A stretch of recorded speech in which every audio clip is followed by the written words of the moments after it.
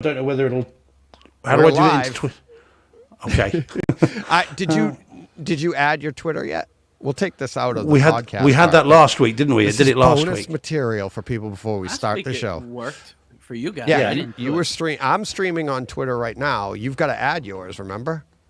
Yeah, but I can't remember how to do it. Oh no, no, that's the thing. Yeah, I can't remember how to do it. How do I add it? Can you remember? Let's see. DJ is. Yeah, yours is live.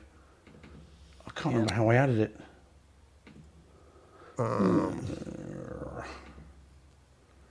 Just checking mine. Up at the top, edit, stream. Up at the top where it says edit. Can you add in your? Remember you had to sign in.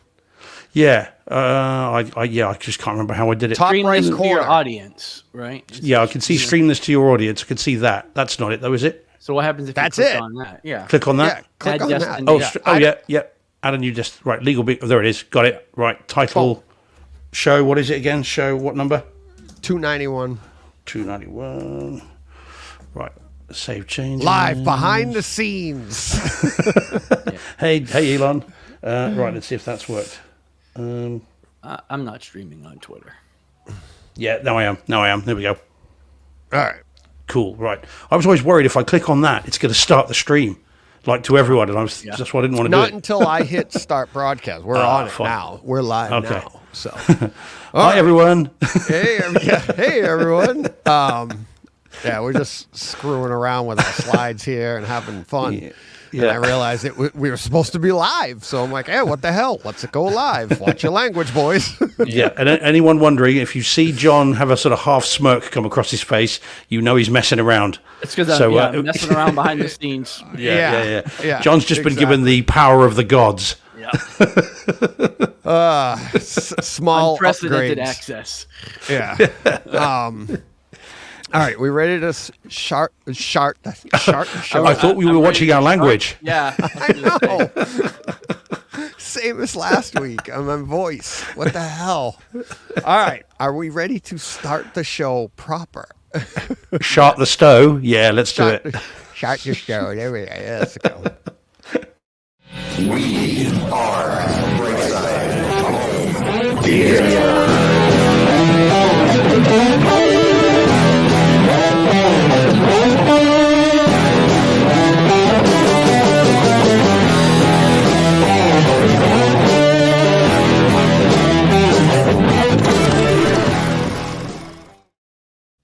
Hey, home theater nerds. Welcome to the Brightside Home Theater Podcast, the home theater podcast that's all about the experiences, the sights. The sounds. The scenes. We nailed it this week, guys. Nailed it. First try. First try. Yeah. I've been rehearsing all week. Even when I played back the stream on Twitter for my wife, and as soon as I started the show, she knew right away what I screwed up. She's like, home theater fans. Theater fans. Yeah. Yeah. She's like, fans. She goes, that's where you got tripped up. And I go, I know. And then I started again and started with fans. And I'm like, It's like, hey, oh well. Home theater nerds. Nerds. So, It's still quite hot here. Can we not talk about fans?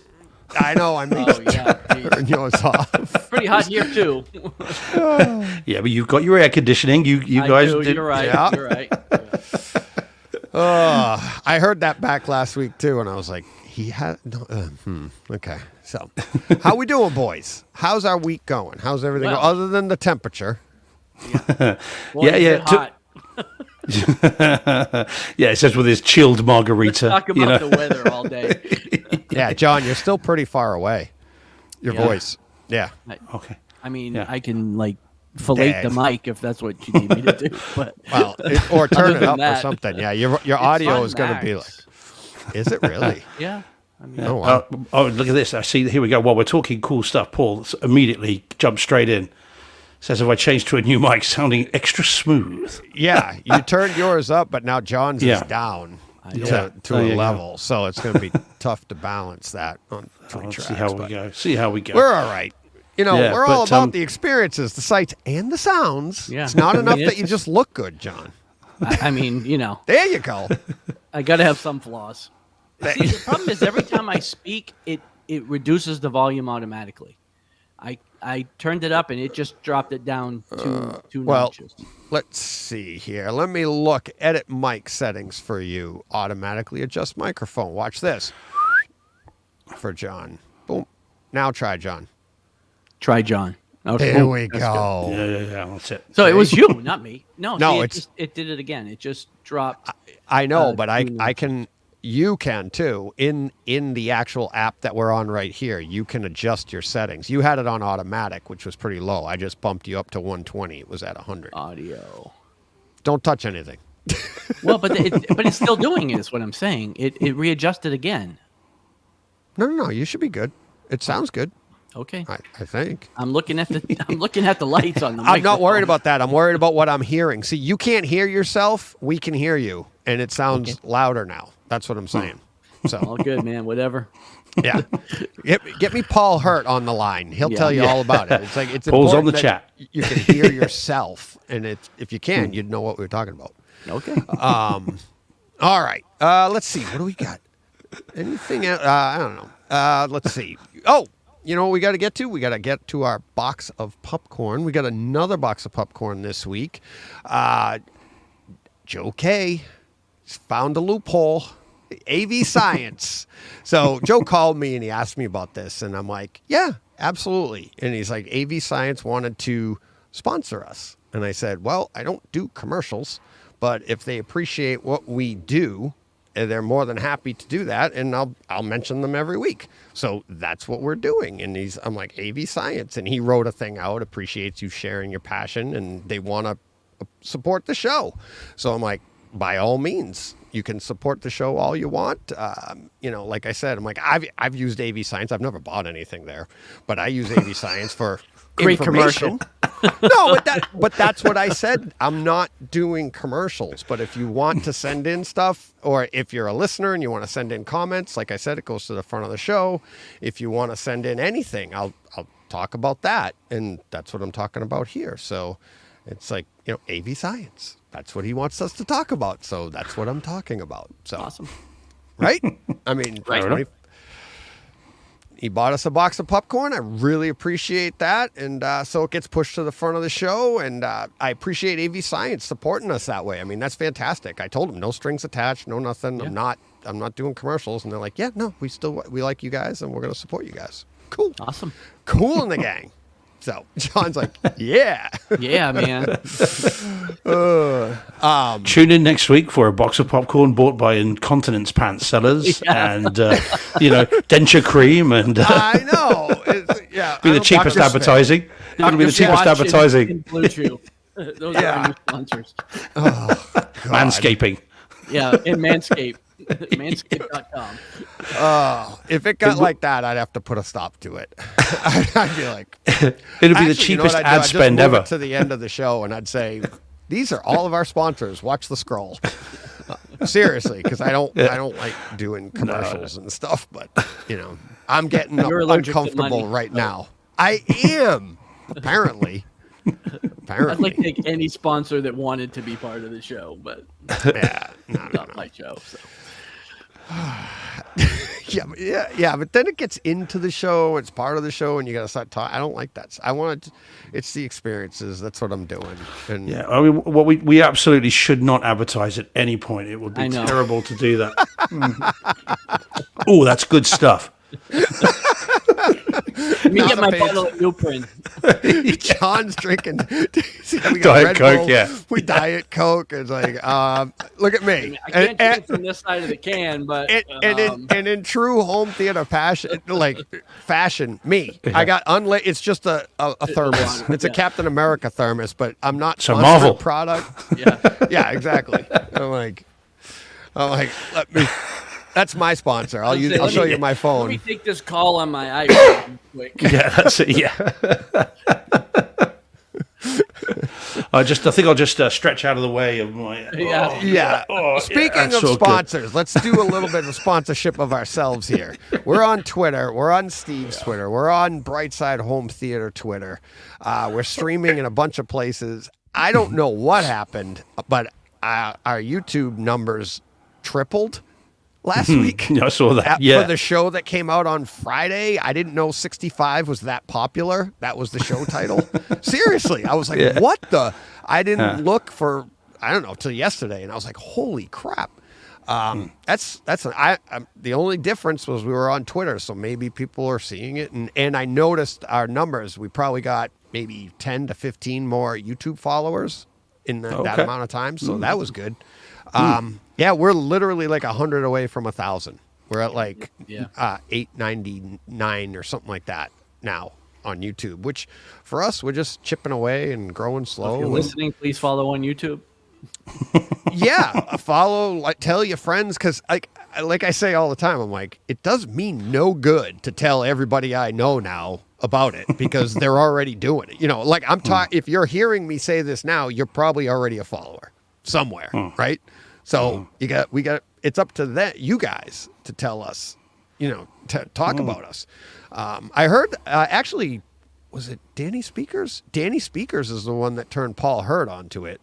Somehow they ran into each other online. So it's like, and people are coming on all the time, and it's great seeing new names in the chat and stuff. It's a lot of fun.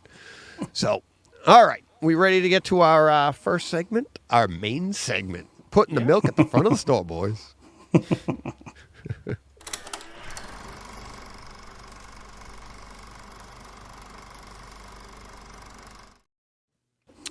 All right. You guys have control of the board. Let's go. Don't remind John. We'll all get kicked off. Yeah, I'm in full screen, so I don't have control of anything. Oh, jeez. All right. Let's do this first. Ooh, yeah. So we haven't put the sounder in. This is Steve's House of the Dragon finished update. Right, it's all complete. Finally done it. Did Nice. Episodes 9 and 10 this week, and boy, what good episodes they were. Welcome to 2022. Yeah, quite. Everyone else in the known world has Merry already seen Christmas. it. Yeah, very, very good. What a series. It's fantastic. You guys all know that. Everybody else in the world has seen it, other than I think Paul, who I think is going to buy it in the chat. But yes, it's very, very cool. Home theater wise, the quality just continues from episode to episode. It's great. Again, no spoilers from me, but the big kind of end of episode 9 is really, really good and sounded fantastic. And then obviously certain sequences in episode 10 with towards the end of that were great as well. Lots of envelopment, the Atmos being used to decent effect for a TV show. And it's really, really good. The only downside, which we've been saying for the last 3 weeks, is it'll be 2025 or later before we see any more. And then does that mean the actors have aged out? Does this mean or does the show itself even go away? I hope not. Right. Because it's really, really good. And it does end on a, my God, what happens next sort of thing. So, yeah, really, really great. Highly recommend these discs. You guys already know that.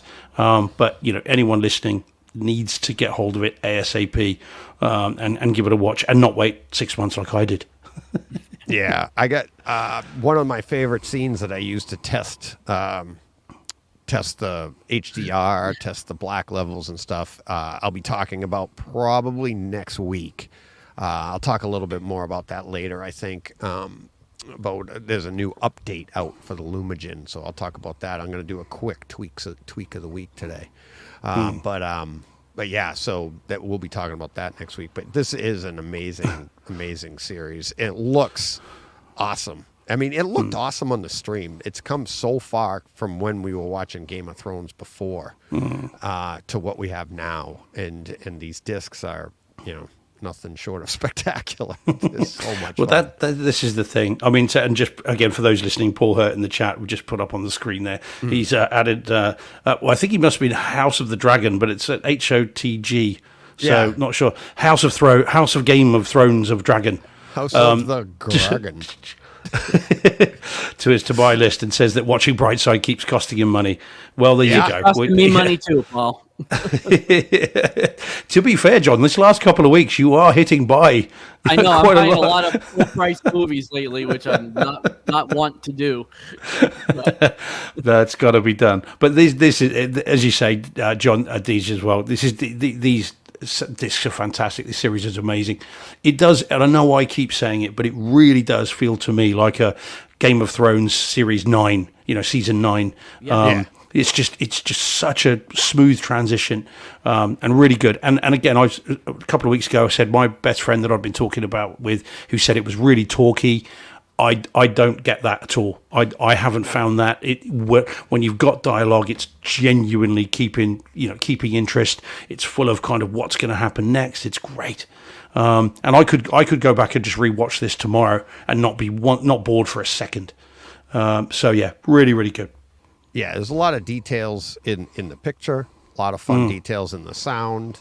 When you go back through and watch specific scenes and stuff, it's fun. When you go back and if you went and did the whole series, you're going to take out stuff that you didn't have before and see stuff. There's a lot of depth to this entire series. Game of Thrones on, so. There is, although there's some stuff in episode 10 with a particular effect on a birth that it was almost too good. Just like,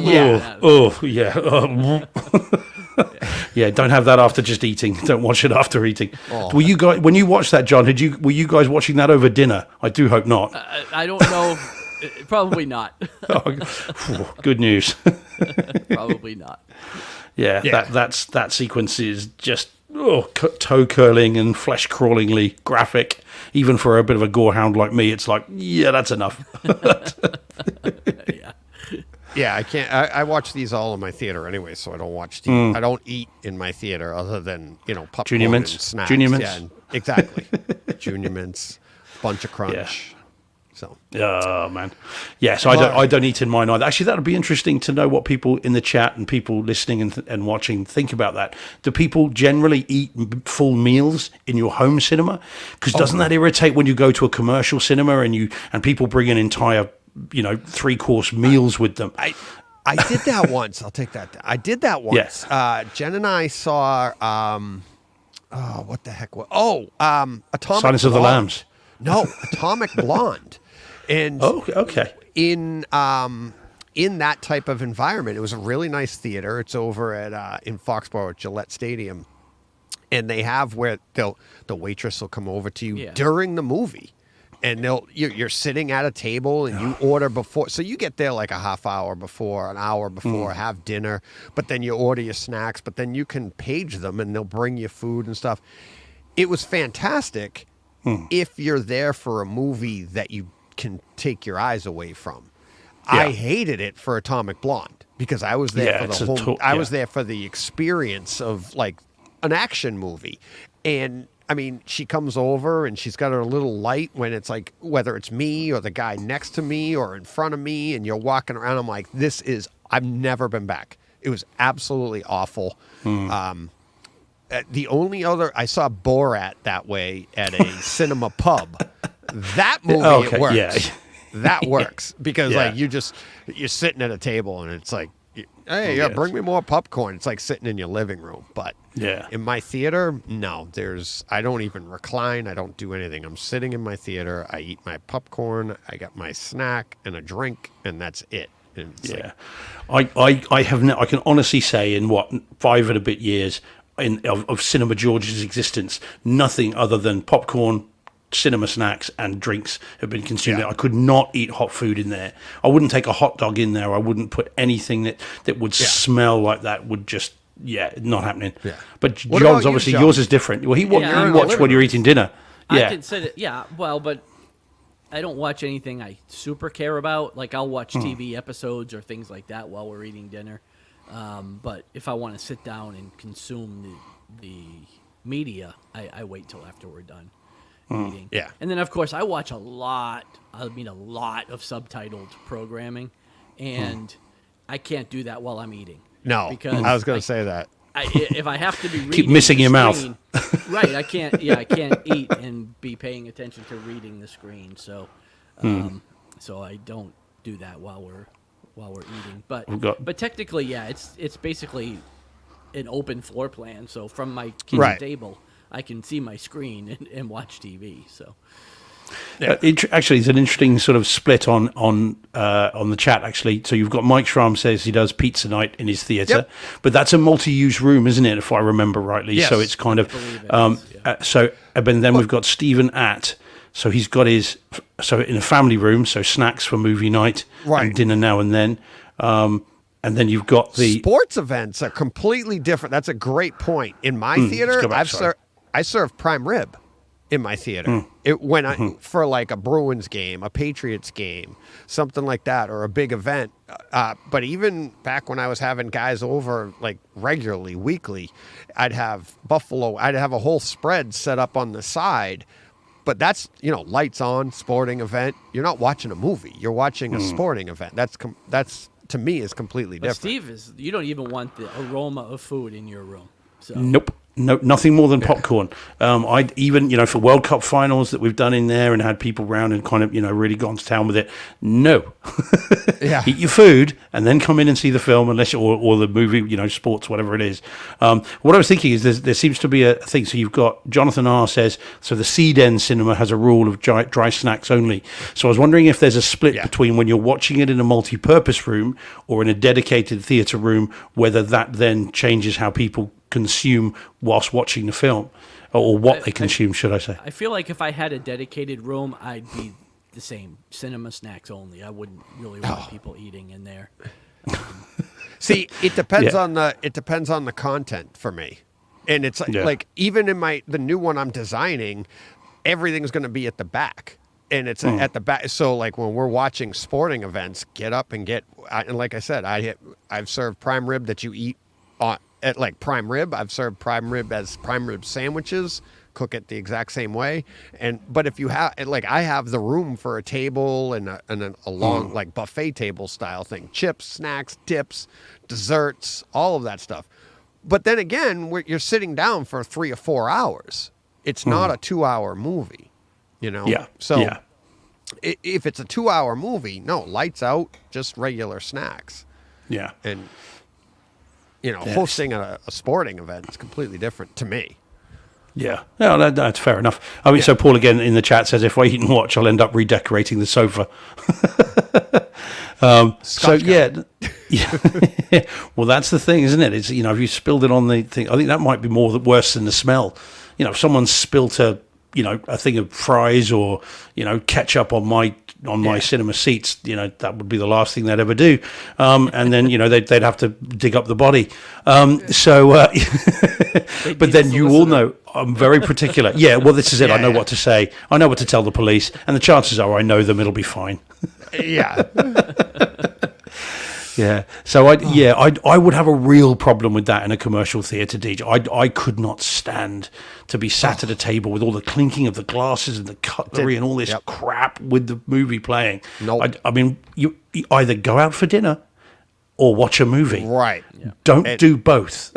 Yeah. And I didn't like, They and have I've them never here been too. back. I mean, I think they're Yeah. all over the U.S. I mean, I've been once also, just to try it out, and we did eat dinner and we did the whole thing, but I've never been back, so I guess I didn't enjoy it that much.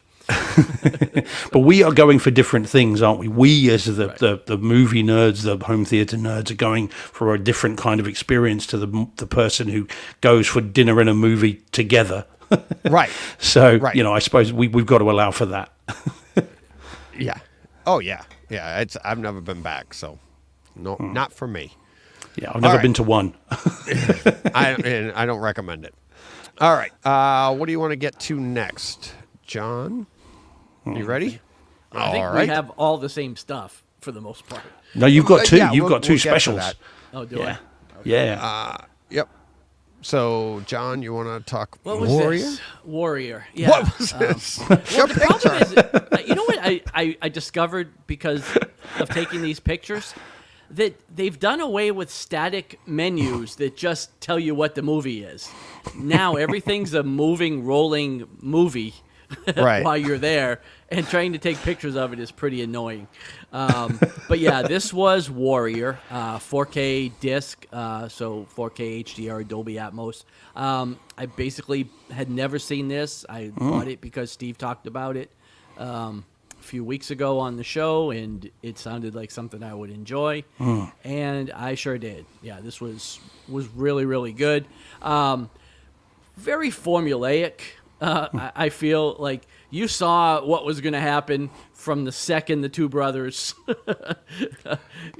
were on the screen together. It's like, okay, you know that. So everybody else they were touting in the fight that was the guy to beat, you knew they were all getting beat. Spoilers, Yeah. I'm sorry.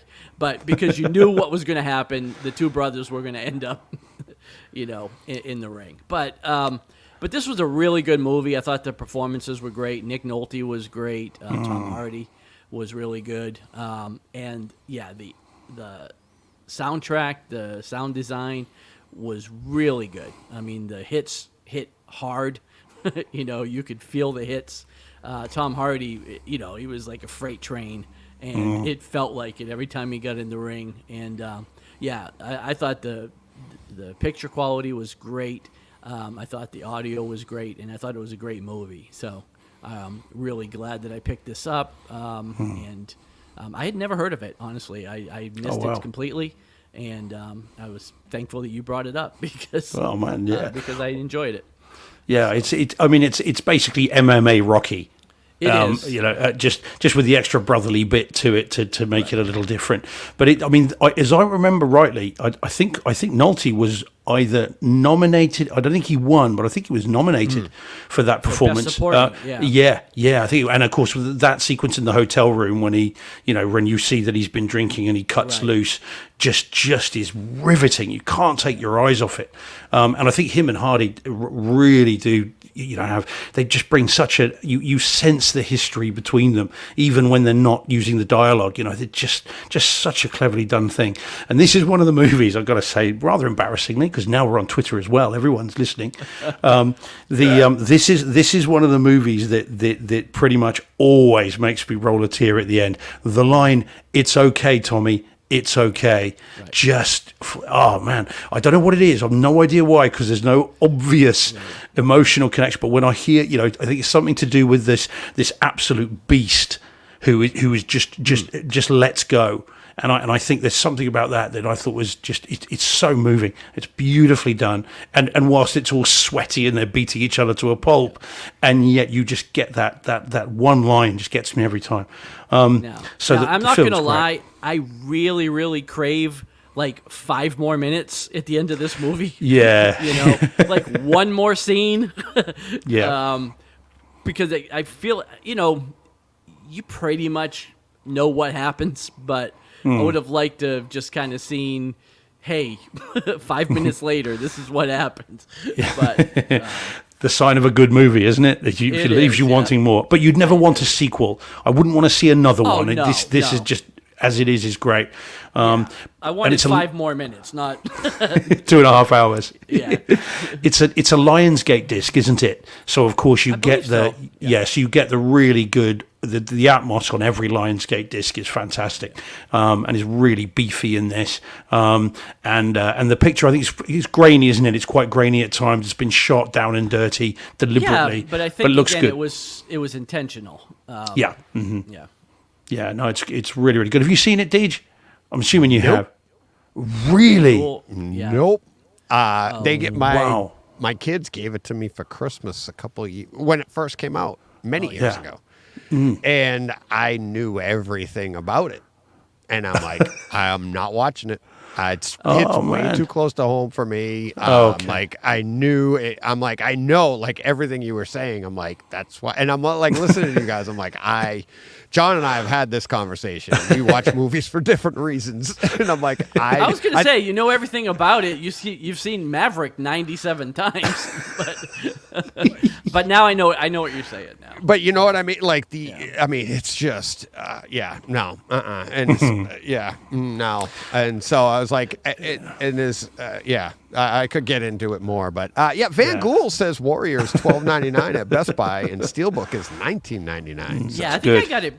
It was a pretty good deal on Amazon too. I think I paid $13-14 for it. So Yeah, it's well worth picking up, guys. I mean, again, so I mean, obviously, I get what you're saying, and you know, if it hit close to home, then that's fine. No. And here's the best part: I own it on disc. I own it on Kaleidoscope. Wait for it. why'd you buy it on Kaleidoscope? Yeah, because I know the movie. I love the movie, and it's not the movie. It's me. So someday I probably will get to it. Like, I don't know. I mean, floods of tears, Deej. Floods of tears, mate. I mean, I've got this disc I'll never watch, but let me buy it on somebody Kaleidoscope. just like me and my buddy were talking about the premise when it first came out, and he's a black belt in MMA, you know, in jiu-jitsu, and I was getting emotional. I'm like, how the hell am I going to push play on this thing? It's I can't. yeah. Oh man, no, I get it. But it's really good, and then again, one of those films that definitely makes me well up every single time. Yeah. I'd really like. I That's must have great. seen this movie Yeah. 10 times. I must have done. And again, I had it on Blu-ray, and I picked up the 4K disc as soon as it was available. I don't think it's out here yet. I know I imported it. Pretty sure it never came out here or hasn't. Lionsgate just don't release many 4K discs over here, it seems. So those over here, it's worth importing. Those over there, for that kind of price, you absolutely pick it up. And of course, there's an extra layer of kind of truthfulness, because we know that Tom Hardy has recently won a number of jiu-jitsu competitions. So he's actually, and I think this is where he fell in love with it. I think it was on the back of this and the training he did for it, and he's kept that training going. And I think this is what then led to him winning tournaments for real. Definitely start. He won. Usually people start very young with that Well, when you see him in movies, I don't know if you guys remember Rock and Roller. I don't know if you've seen that Guy Ritchie movie. And if you see Tom Hardy in that, he's skinny, he's small, he's nondescript. And these days, the man's an absolute. I mean, obviously with Bane and everything else, but he's an absolute, unit. He's ginormous. Not tall, but just really stocky. And I'm pretty sure this is where he started his training and kind of has gone from there. Don't think he'd done he much was like before a that. tank in this movie. Yeah, he's a force of nature in this. He reminds me of Russell Crowe in Gladiator and Tamura Morrison in Once Were Warriors. These absolute force of nature performances where you would not, you wouldn't want to upset him at all. Yeah. It's very good. Let's see. You ordering the pop-up book, Deej? No. Actually, I was just. He's trying to buy the Blu-ray. Yeah, the Laserdisc. I was actually just checking to see what it had on Kaleidoscope, and it is 4K with Atmos. So Yeah. Yeah. So Van Gould's just saying in the chat that Tom Hardy was skinny in Star Trek Nemesis. I wouldn't know. I've never seen it. yeah. I did. I Yeah, remember. yeah. You guys have seen them, I'm sure. Yeah.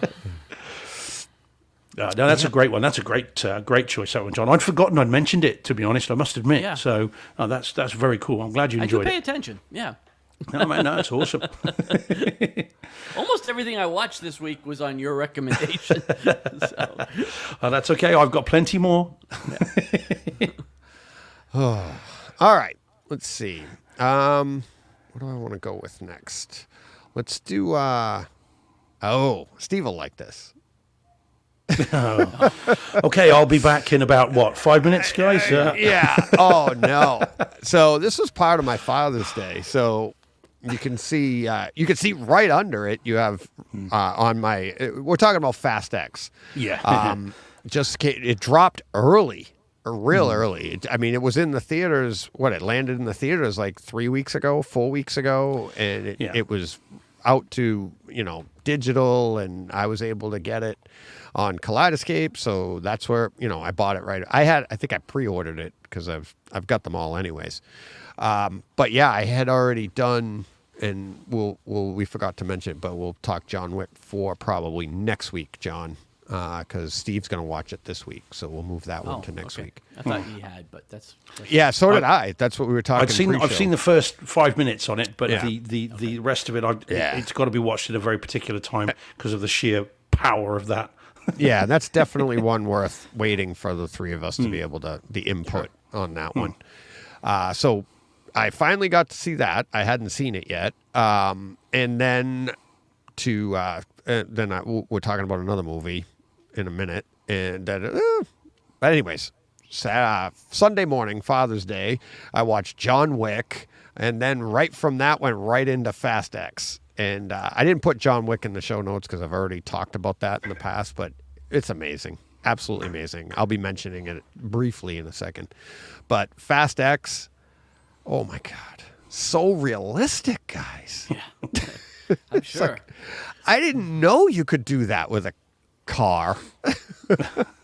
I really enjoy this franchise. I know, Steve, this is like, like oil and water to you. I don't know. It's The like, first one's did they fantastic. film all these in Spain or something? Is something what happened to you? One of them they did, yes, on a closed highway in Yeah. Spain. I don't But no, watch the them first either, the first one is great. I love the first one. I really like that movie, and I've seen that loads of times. Again, I've got that in 4K. It's 2 to 473 that I'm less keen on. Yeah. Just can I just say, Deej, before you talk any more about it, I think you're trolling me with that picture. I had no idea. So we've got Fast X, next to that Fast 8, next to that The Fifth Element. Deej, what the Yeah. heck? I know. I didn't do that on purpose, but nice of you to Yeah. notice. Yeah, I really think it's Fast 10 also. But It is. Yeah. It Yeah, is. but it's just just- Fast X, I Fast know, S. That's the idea. But yeah. Just, Okay. I'm just saying. So- I don't know. Pedantry corner. I know. Exactly. Yeah. Fast X, Fast 10. But it's like Fast X is like the play on. They said when it came out, it's like Fast X, like Fast S. That's how you're supposed to say it. So, but on Kaleidoscape, 4K, Atmos, everything in this is over the top, right? And it's supposed to be. The colors, the vibrancy, everything from beginning to end on this thing. I had a blast with it. I really liked the movie itself, how they tied pretty much the entire franchise. They tied it all up into this episode, I guess we could call it. This is legitimately what it is. It's turned into a series instead of a movie. But yeah, it's a lot of fun. If you're a fan of the franchise, and you haven't seen it yet, I don't want to talk spoilers or anything like that, but plenty to take in from the entire series, all the way from Fast and Furious all the way up to 9. Easy for me to say, but I liked it, and I'm looking forward to Fast 11 XI. because XI, yeah, Fast XI. I don't know what they're going to call that one because they've had new names for like almost all of them, right? Yeah. Hopefully, Fast and the Furious, Never Again. That'll be a great title. No more required. I don't think so. The way they're doing this with the generations I think of he people. said he wants this to be a trilogy. Didn't Vin Diesel say he wants this Well, we've to got to be a careful with trilogy? spoilers. Yeah, we've got to be a little bit careful Well, I because the haven't reason seen that it's a it. trilogy is because of the what happens at the very end, isn't it? Oh, I Without don't know. saying what that Like is. you Yeah, said, I just know he did an interview Yeah. saying, I haven't seen any of them other than the first couple. Oh, really? Oh. I stopped at yeah. Tokyo Drift, so whatever that was. Number 2 or 3. 3. Yeah, number 3. Yeah, I was yeah, done yeah. after that, so. See, I liked that one, and then I liked how later on they bring in, because each one has a different group of characters, but then they got far enough in that all those characters are coming back, and that's the whole theme of this one, like family, they're all together, and I liked it. And especially on Father's Day, it really, it sounds stupid, but it did. It hit home. You're like, oh, it's family. I mean, it's absolutely ridiculous. It's ridiculous. It's all ridiculous. But aren't most of these movies Well, anyways? so is John Wick 1 through 4, but Right. that doesn't mean they're not fun. I'd say these are a little more ridiculous. Really? Well, yeah. Well, Yeah. didn't they drive a car into space in the last one or something? Well, yeah, I think So, in 9 they went to space, right?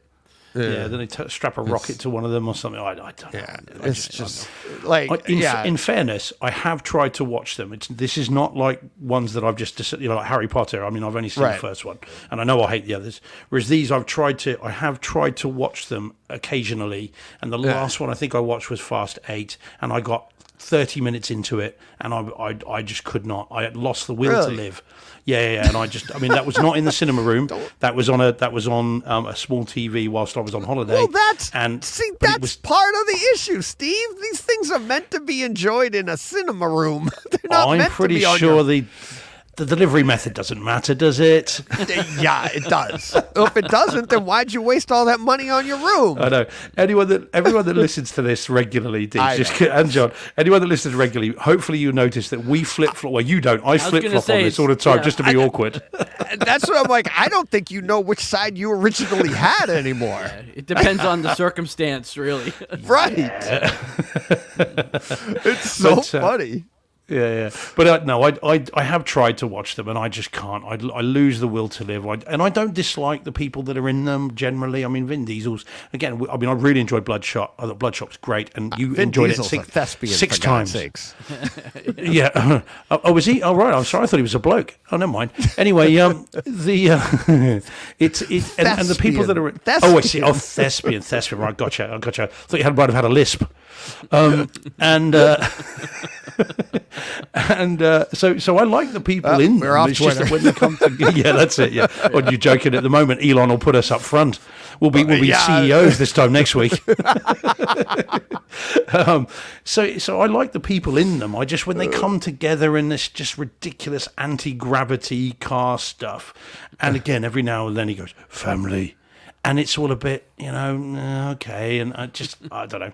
Like I said, the first one's great. The worst just get progressively worse. John. Hey, Jonathan R., you're a legend. Jonathan R. I love it. And I can say this because, I love this. I'm with Steve here. I've never seen any of these and never will. It's like, Yeah. well, then why do you know you're with Steve? Life's too short. John, I get you. Jonathan Well, that's R., I what he's get you. saying. That's what he's saying. Yeah. He goes, way too many other things to watch. But it's like, I've never seen them and I hate them. Wait, what? Yeah, well, yeah. Oh. No. And that's what I like about them, too, is like they're absolute bubblegum, popcorn crap. Leave brain at door and just have fun. And what's fun, I think why people started to not like them is because the first one was as grounded as you can be in a movie like that, right? And then they got progressively worse and worse, like the John Wicks, really. Yeah. But when we get to John Wick, we'll talk more about that. But By the way, DJ, again, right. looking at that graphic, just super quick. Can you pop that back up a second? yeah, Just looking at that one. absolutely. You've got final score as well. oh yeah, John, that's the one we were talking about, the Dave Bautista soccer, Yeah. is it? Die Hard in a football stadium. didn't I buy Yeah, that yeah. on the show? You probably I think did. maybe. Yeah, I think you might have done. Yeah, I've still never seen it. Oh yeah, I yeah, haven't either. Yeah. So we're the football fans, Right. yeah. and DJ's the one who owns it. Yep. There you go. But probably hasn't watched it either. No, Nope. no, obviously no. Nope. Looks good. Don't be though. silly. Yeah. It's got a great tile. Yeah. You're right. I'm starting to think, Deej, you don't watch a film until you've bought the 5th copy of it, and then it's gone, now I need to see That's it. how I know it's quality. It's like if they keep pushing it out in different versions, you got to know it's real. Oh, all right. Let's have John do some talking here. Oh, okay. Ocean's So, 11. This was Ocean's 11. This was on Blu-ray disc, 1080p, DTS Master Audio 5.1. I had just was surprised that I didn't own this movie on Blu-ray because I had an itch to watch it recently, and I went looking and I didn't own it, so I promptly went and bought it. And yeah, this is one of my all-time favorite movies. I really, really love this movie. Hadn't seen it in a while. I guess I had not upgraded my DVD copy, and I don't own my DVDs anymore, so I no longer had a copy of this. But yeah, I mean, the disc itself is a little unremarkable. I mean, it wasn't really a tour de force in the audio department. If anybody that's seen the movie, you'll know. I mean, there's a couple of tongue-tied. There's a couple of explosions. Catchy, isn't it? Yeah, and they hit okay. There's some good rumble to a couple of the explosions, but this is this is a heist movie. It's fun.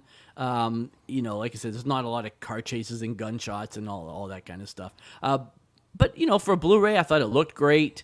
Like I said, sounded fine. But yeah, and I mean, nobody's has not seen this movie, right? Everybody's seen it, so I'm not telling anybody about it. But if you've never seen it, I mean, do yourself a favor, because like I said, this is great. I've seen this a number of times, but hadn't seen it in a while, and I thoroughly enjoyed every minute of it.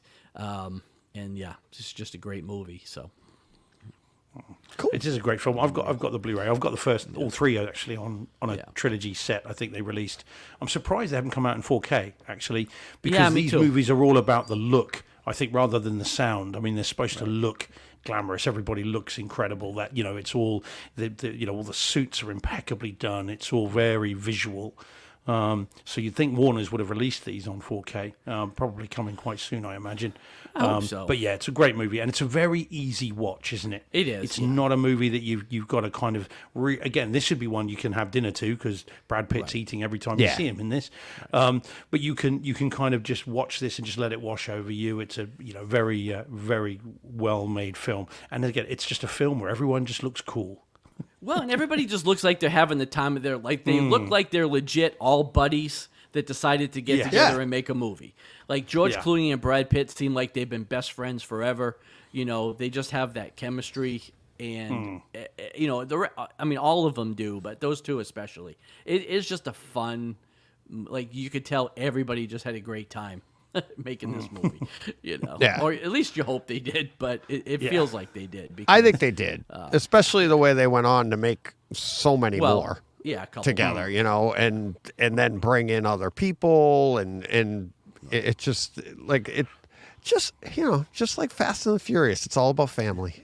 It's So, Jonathan R. with the Ocean's 11, very good movie. Good pick, John. Just wanted to, just in case you were doubting yourself. Yeah, well, I wasn't sure. And again, another It's just a really great- crappy DVD menu or Blu-ray menu screen. Yeah, this Yeah, one. figure You're out how to showing us get the rid of special that. features. But I couldn't figure out how to get rid of it. Like it wouldn't go away. So Yeah, these were the strange, ill-fated DVD Blu-rays from Warner's where Yeah. the film would just start, and you've got to Yeah. know which button on your remote to press to bring up the special feature. It wasn't clear.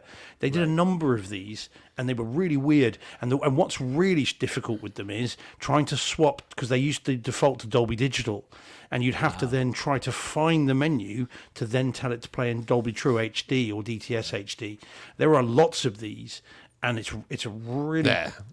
and if you've got a yeah, Logitech, you're right, because and I know this you did have, just John, go right into the movie. yeah. It didn't even go to a menu screen. So you then, if you use a universal remote like a Logitech, like we do the Harmony Elite, Right. there's not really a button on there to then bring up the menu that you need to then change the audio. So whenever I play one of these, I have to go and get the remote for the actual DVD player, and then the 4K player, and then actually change it using that remote because the Logitech doesn't have the button. So yeah, these ones were frustrating. Warner's, I don't know what they were doing with this. These ones, they did it for a while too. Not anymore, thank goodness. But yeah, so anyone that does have these, check when you put them in that it's in lossless audio, because they used to default to Dolby Digital. Did you check, John? By the way, I'll just say I don't even know. Now that you're saying Yeah. that, I didn't change anything, so I you listened to might, whatever you the might default find it was was. you might find it was in Dolby Digital, and it's just upscaled. Maybe that's that, why I or found upmixed it unremarkable. Could be, Yeah. Maybe I'll go back and check that out. Fantastic. Yeah. Dark Knight does that. The Dark Knight 4K disc does it. The 4K of Superman from 1970. Doesn't default, yeah. It doesn't default to Atmos. Yeah. There's still I'm not plenty mistaken. of Game discs of that- Thrones didn't default to something. Yeah, I you're watched. right. Yeah. I think Game of Thrones does not default to Atmos either. You No. have to go in and every time you change them. change the Yeah. disc, you had to set it up again, which was super frustrating. Yeah, but It would if you remember it watch- from episode to episode, Yes, like that's on the what I was same just gonna disc. say. Yeah. But, and we did them like 3 episode chunks anyway, so we watched one Right. disc and then moved on. But still, every time you start, you have to set that menu up, and it was irritating. So. Yep. So, all right. Steve, you don't have anything else on its own, right, Steve? Avatar. Oh, there we go. Yeah, you're right. Sorry about Just oh, to let you yeah. know, guys, my system just did what it did a couple of weeks ago, and it all went black. But I can still hear you. So if it goes dark, hopefully you can still hear me, and I can hear you. Yeah. Yep. All right, I don't know what that is. That's weird. It didn't do it last week. It did it the week before. Okay, so this is Avatar on Disney Plus in Yep. 4K HDR with Atmos, the original Avatar, not Way of Water. Yeah. And so it dropped on Disney Plus just over a week or so ago. Yep. And it's taken me that time to get enough sittings to be able to finish it all. And now I know, John, this is one of those rare occurrences where we differ on this one. Yeah. Because I really like this film. I get why people don't get me wrong, but I really like this movie. And I've been able to experience it with Viewing Buddy and just kind of watch it again and again. I've seen it more times in the last 12 months than I've seen it ever, I think. But this guys, and I mean, you guys are, of course, are all lucky because it came out today, didn't it, there on 4K disc? Yeah. We don't get the original Avatar until first week of July. So we get Way of Water next Monday, yesterday, and then we don't get, it's a couple of weeks before we get the Way of Water. Now, I love this film. I really do, and I unashamedly, unabashedly really like it. And this stream is the first time I've seen it in 4K and in Dolby Atmos, because I haven't had the disc yet, although I'll be getting the disc when it comes out. This stream is fantastic, in my view. And I know, Deej, you've got the better version, because we were texting about it. But until the disc gets into my sweaty mitts, this is the by far the best this has ever looked and sounded, and it looks and sounds fantastic. And I've seen this movie enough to know it backwards. I know just about every line, every scene, everything in it. And from second one, right from where you get the flying through the jungle and that sort of the kind of choral music, as soon as it came on, it went up into the overheads, the room filled with sound. And I just, again, the biggest, dopiest grin just spread across my face. And I was just, wow. And then that goes for nearly 3 hours and didn't stop. I noticed effects that I've never known before.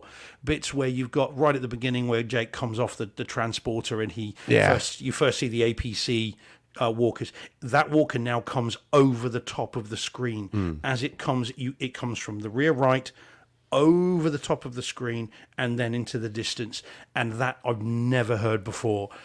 You can hear things in the background, dialogue that I couldn't hear before is now clear, and you can hear what's being said. It's three-dimensional. The details on the stuff. Bearing in mind this movie is 2009, so it's not a new film. The details in the creatures, details on the Na'vis, facial textures, and everything else is just ludicrous. And as I was watching it again, Viewing Buddy, who's seen it a few times, and it was just like, look at that, look at the oh my god, look at that, and just all the way through, just geeking out about how good it looked and sounded, and putting it back and listening to bits again and going through it again and again, and even saying, look how three-dimensional that is, look, pause that, look at it. It was fantastic. And all the reviews tell me the disc is even better, way better. So I mean, I can't wait.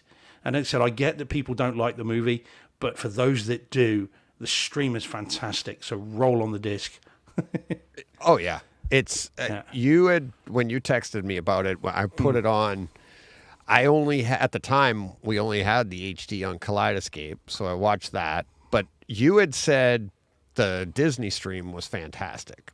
So I immediately went down to my theater. I wasn't in my theater, so and I wanted to start with that, like your perception of things when you first come in, So I go down, power up the theater, go down, put on Avatar on Disney Plus, and like you, I was like, holy crap.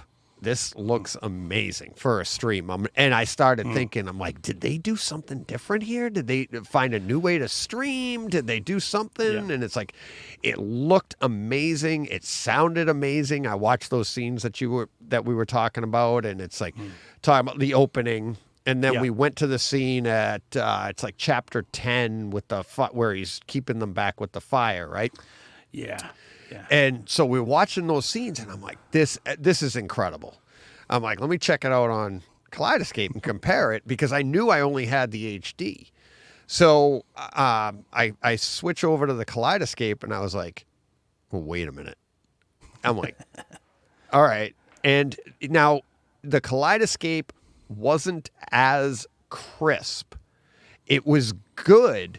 Like the the stream just had a really nice crisp line, and it if you'd have to be here to see what I'm talking about, but you could see a slight difference in like the lines off, like any edge work looked just crisper on the stream, but the dynamics of both the picture and the sound were so much better, even in the HD. It's like there was so much, like the colors were just more vibrant when they needed to be, and then especially when they weren't in like, when they weren't out in the jungle of Pandora. That's super vibrant anyways, right? But when they're at the base, those pictures, there was a different, you could really see a difference there in picture.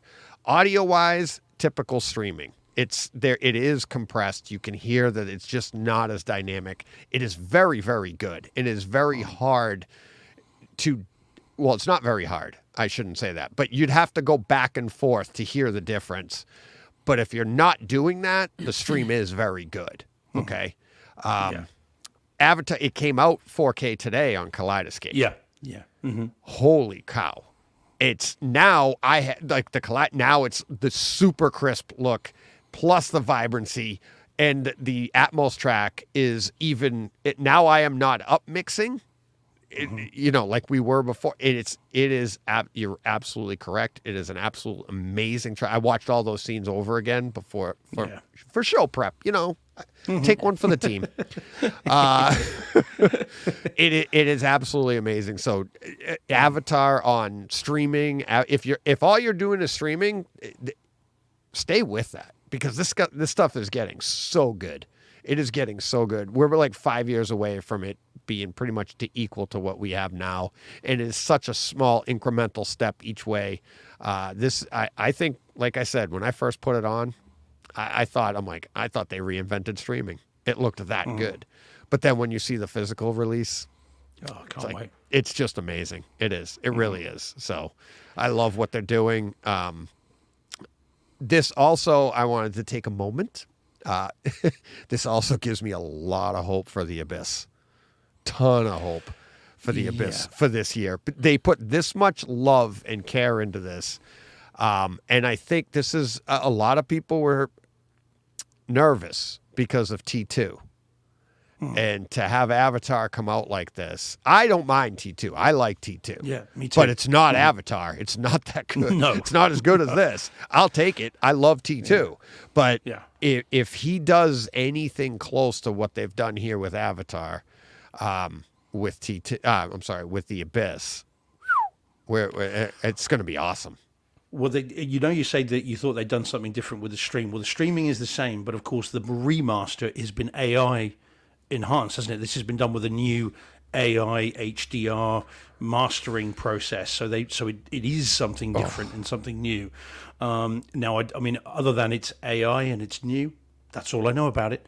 Right. But it is, so they have actually done something different with them, and this is one of the first ones they've done. So hopefully, they'll do that with The Abyss. But I do get the impression that this particular film, as with The Way of Water, was shot at very high detail levels anyway, with very specific lenses, and I think this movie lends itself to that extra kind of look, and the HDR, of course, and all that kind of stuff, because it's all there. But I mean, I love it. I mean, John, it might even be worth a little revisit of some scenes. You haven't got to watch the whole thing, but I would suggest on a 120-inch screen, this will look like you've just stepped into a David Attenborough documentary. Right. There are times on this that this looks, and again, funny enough, DJ, having seen it, I mean, I've got this. I'm a bit like you with Bloodshot on this. I've got the 3D version. Can you still hear me, guys? Too, Yeah, just can you hear me? Right, my screen's gone black again. That's weird the way it does doing that. I've got the 3D one. I've got the normal version. I've got the director's cut of this, and then obviously now the stream, and I'll buy the 4K disc. And I've seen the 3D one numerous times, including on the big screen in the cinema room. And yet I will take this over that in terms of even the three-dimensionality all day long. That opening shot of Jake coming out of the cryo tube, and that shot that goes right down the ship looks just as three-dimensional on this stream that it does on the 3D disc. Yeah. But now you get all the detail as well. So I mean, it really is worth going through. So yeah, John, I'll be curious to see what you make of it, even if just watch a few minutes. And just see what you think. I think you'd be probably quite pleasantly surprised. And also with the Atmos audio as well. Even if Blue Cats in Space doesn't do it for you, the sheer home theater experience might do it. Yeah. I'll check it out. I've seen it. I own the Blu-ray. I mean, I've seen it do more you? than Oh, one okay. time. Yeah. I see. Oh, okay. Not my favorite though. I just really. No, I mean I get that. Yeah. I don't know what it is. I'd say about leave it, the but Blu-ray in the sleeve and just Well, I'm not going to throw pull on the the Blu-ray out Disney again. Plus. I'll watch Yeah. Disney. Yeah, I'll pull it And- on Disney yeah. Plus and see. Yeah, because it is fantastic. Disney Plus. So, do you know what? If they carry on like this, they're going to get to the point where they're going to rival Apple TV Plus with some of the stuff they're putting out. Is just mind blowing. yeah, it's getting so- there. It's getting. I'd say the only difference is Apple TV Plus's stuff is all pretty much original, and they're putting Yeah, out yeah, like fair enough. original content at this level, right? Where they're remastering Disney Plus, and if they get to this level, like say with like Mandalorian or any of the series that we have one starting. What you call it? Ahsoka starting what tomorrow? Yeah. I think no, it's isn't it August. August? It's It's Secret Oh, that's Invasion so tomorrow. Secret Invasion's tomorrow. That's Yeah. tomorrow, Yeah. right? Sorry. I knew something was coming tomorrow. But yeah, so if they can get close to this stuff, I mean, then we're talking. But yeah, really, I mean, I'm really excited for this. Really excited for all this stuff. So good stuff, Steve. All right, what do we want to do next? I got. Let's see. We'll do this one. Let's go to the movies. I'm curious to see what you guys made of this. So, The Flash. Yeah, The Flash in theaters now playing in theaters. I don't know for how long. Well, you might have it on Kaleidoscope this time next week, the way it's going. I pre-bought. Now, here's what's real interesting. I pre-purchased it, and it was one of the most expensive pre-purchases I've had to make in a long How time. much? $39.99 Wow. for a Yes. pre-purchase, and I was like, most of them are $24.99 pre-purchase or $29.99, and now this one, I actually hesitated, guys. It's like For a I wouldn't have bought it for nanosecond. $39.99. To be honest with you. but anyways, what did you guys think? John, tell me. I want to know what you guys think first before I tear it You want me apart. to I mean, go sorry, first? Before I thought it was fine. Like it should've wasn't gone great. first. Yeah, you should have gone first. This I've mentioned it before on this show. This is one of those movies where I almost wasn't even going to go see it because I had a lot of problems with Ezra Miller and his off-screen behavior to the point where it really soured me on him as an entertainer.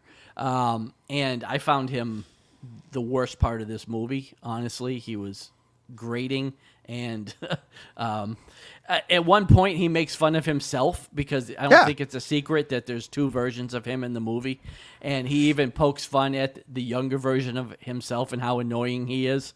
But failed to realize that he is that annoying as the older version of himself too. I thought Michael Keaton was a bit wasted here, even though it was great to see him back on screen. I thought Sasha Kelly did a great job with what she was given to do, but ultimately it was fun. Like, I didn't hate it, but I didn't love it. So I wouldn't pay $40 to own it at home. I will want to see it at home because it's got the sights and the sounds, even though famously, I guess by now the CGI is a bit questionable, and I don't know, even though the director is saying that was intentional, that might be a little bit of stylized. back That's up. what I thought. Yeah. Maybe he's trying to cover his tracks a little bit. I don't know. I don't know. What did you guys think before I go on? Deej, do you want to jump in? Steve. I don't know which way are you going because you know how I'm going to come down. Yeah. Well, I think I'm going to be in the middle then. I think I'm going to be in the middle, as I literally and figuratively. So now, full disclosure, I did not see this in theaters. I was fortunate enough to be given a pre-review copy, so it's a screener essentially. And it's only in 1080p, and it's only in it's only 2-channel. Okay, so I did not watch this in the cinema room. I watched it in my front room on a 46-inch TV. Yeah, well, yeah, no, it's fine. It's okay. Because I'm like John. I was not about to necessarily go see this in theaters. Famously, as you guys know, I've got to be something special to get me to go to a commercial cinema, because I know I could get these things quite soon. And so I saw it. Now, I liked it. I did like it, and I'll definitely buy the 4K disc. As soon as it comes out, I'll get it. This to me is kind of the third DCEU movie, which is, yeah, it's okay. You know, I enjoyed it with Black Adam, Shazam, Fury of the Gods, in this one. I'd put them all on an exact level, all about the same. Yeah, it's okay. I don't know much about DC. You guys are my DC gurus. You know, I know Superman and Batman and the Flash and you know, obviously the Justice League, and then that's about it. I don't go deep on this stuff. I haven't ever read the comics of these, so I don't have much of a background to it. But I did enjoy it. I agree. I think even on the small screen, the CGI looks ropey. I mean, there's no getting. I mean, there's no getting away from that. It does. Although, you know, bearing in mind the opening and, you know, some of the things that he is saving, I'm not sure you'd want that to look too realistic. I think you'd get anxiety. Right. You know, it's still a little bit of anxiety when, you know, something goes in a microwave, but still, you know, there's a little bit of not comfortable with that. Right. I did. There is some fun to be had. Keaton, again, you know, is no secret that he's in it, and it is good seeing him in the bat suit. It is good seeing him kind of, you know, utter those immortal lines of "I'm Batman" and, you know, let's get nuts, which I think is quite cool. And the other cameos, which we won't spoil, but everybody knows there are cameos in this, were fun. And there's some, and of course, as Kevin Smith fans, there is some fun to be had there as well. And so it's fan service, and it doesn't really mean anything. But it's nice to see, and it's okay. And I think on the basis of one and done, I'm okay with it. I agree, I think, as well with Ezra Miller. I mean, he is irritating at times in this. And I think certainly if you're not an Ezra Miller fan, double Ezra Miller is only going to upset you even more, as you found, John. So he's okay. And by the way, I thought that the stuff at the end, again, no spoilers, but resolution with the character that he is trying to save. As someone, of course, who you know, went through something a couple of years ago, I'm choosing my words carefully. Right. There was some nice emotion scene. There. Yeah, sure. There was, and I think that and I think that will resonate with a lot of people who over the last few years have been through something similar, and I think that will resonate, and it did with me more than the rest of the movie did, really. And so I'd put it on the same level as Black Adam and Shazam. You know, Fury of the Gods. They're okay, and they're blinking, they're gone, because that's the end of it. There's, you know, everything's going to be different from now on. And so if this is how the DCEU ends, I haven't got a problem with that. I think it certainly could have been worse, but it could have been better. So I reckon I'm in the middle. Go on, Deej, tell us why it's the greatest movie ever. I never said that. I'm kidding. I'm just kidding. No, it's not the greatest movie ever. I don't absolutely love it. But I thought it was very well done for what it is. And both John and I know the comic it's based off of, Flashpoint. And, yeah. Mm-hmm. Have you read that, Steve? No. I've just heard of the name. Which is really only loosely very, very loosely based on Flashpoint. And that's what I said online. I said it on Twitter. I said, this is nothing like Flashpoint, as a matter of fact. It's except not that he goes back in time to save his mom. That's it. But I've seen a lot of stuff on social media being like, this is horrible remake of Flashpoint. And I'm like, if you know anything about Flashpoint, this is dead on. Because it's multiverses. This is just one version of Flashpoint. You don't have to, that's the beauty of making a movie about Flashpoint. You don't have to nail it. All you got to do is anything, and you'd be like, it's just a different universe. So you have that out. So you could say whatever you want. And that's what I'm like. If you truly cared about Flashpoint, you would get that.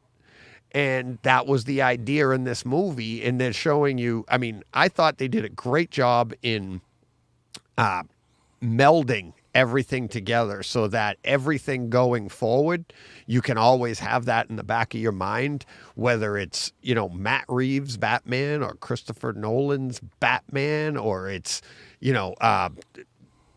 go Michael Keaton or any other Batman or any other superheroes in DC universe. They're all there, including new ones. So I really liked it. I thought it's a fun way to push things forward for DC. Ezra Miller, I thought you were going to reference the other part. I don't have a problem with Ezra Miller. He has issues. He has mental issues, and those are real. He's dealing with them, and they put that in the movie, and I thought it was hysterical, and I thought it was a great way for him to be like, it's early on in the movie, and he says, talking about the Justice League, and talking about they. By the way, I don't want you to get canceled, DJ, but it's them, not he. Okay. I'm just saying, So thanks for bringing it up. I don't know. Well, I mean, Well, he'd have to cancel me, so I'm not too worried about it. they. But anyways, so I'm just putting it out there in case somebody sends you an why? email Why? because that's how they want to be referred to. That's why. Okay, I'm not paying attention to that. I'm just saying. I don't know, but what I'm saying is they put welcome to the pronoun game, fellas. Yeah. Yeah, exactly. Anyways, he made a joke about it. He said something about the Justice League not being very good with mental health or something like that. And it's very early on in the movie. And I thought it was hysterical. So they addressed that stuff, but all of the characters, everything about the movie, I thought it was just fun. It's a comic book movie, and it pushes DC forward in a way that I think is going to be a lot of fun. I mean, there's a lot of good cameos in here and a lot of stuff that we'll be able to reference in the future. And then the home theater side of it is going to be a blast, absolute blast. Like you guys, everybody said, and it's, I didn't have a problem with the CGI. It wasn't exactly, I thought it was just stylized, and it wasn't what I was expecting. I'll probably go with you there. But I think they were trying to do something, and I don't want to get into spoilers. They changed a couple of things that I thought were weird but kind of cool, especially dealing with the Speed Force. But it's just a fun movie. It's comic books. Worst things can happen, So Well, we're all getting the disc, so in Yeah. that respect, it's succeeded, hasn't it? I suppose. Yeah. yeah.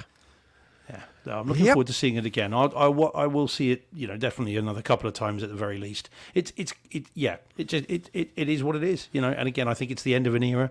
James Gunn's not going to be going anywhere near this, and if he was tempted to before, after the weekend's box office, he's not now. Yeah. So What was they'll it? be going that way. It was less than 60 million. Yeah. And that was Oh, really? that was a low ball. It was like 57 million, which was way It lower won't even than they do were what predicting. Black Adam did, is what they're saying, which is low. Yeah. For the same cost. And for the budget of this, Yeah. this was like $300 million or something crazy like that. Yeah. So they're gonna. So James Gunn, whatever speedy direction the Flash was going in, James Gunn is speeding in the other direction. Right. Yeah. I suspect Warner's wish they could go back in time. I read an Yeah. article I was reading an article yesterday that said the likelihood of a sequel depends on the box office success of this movie.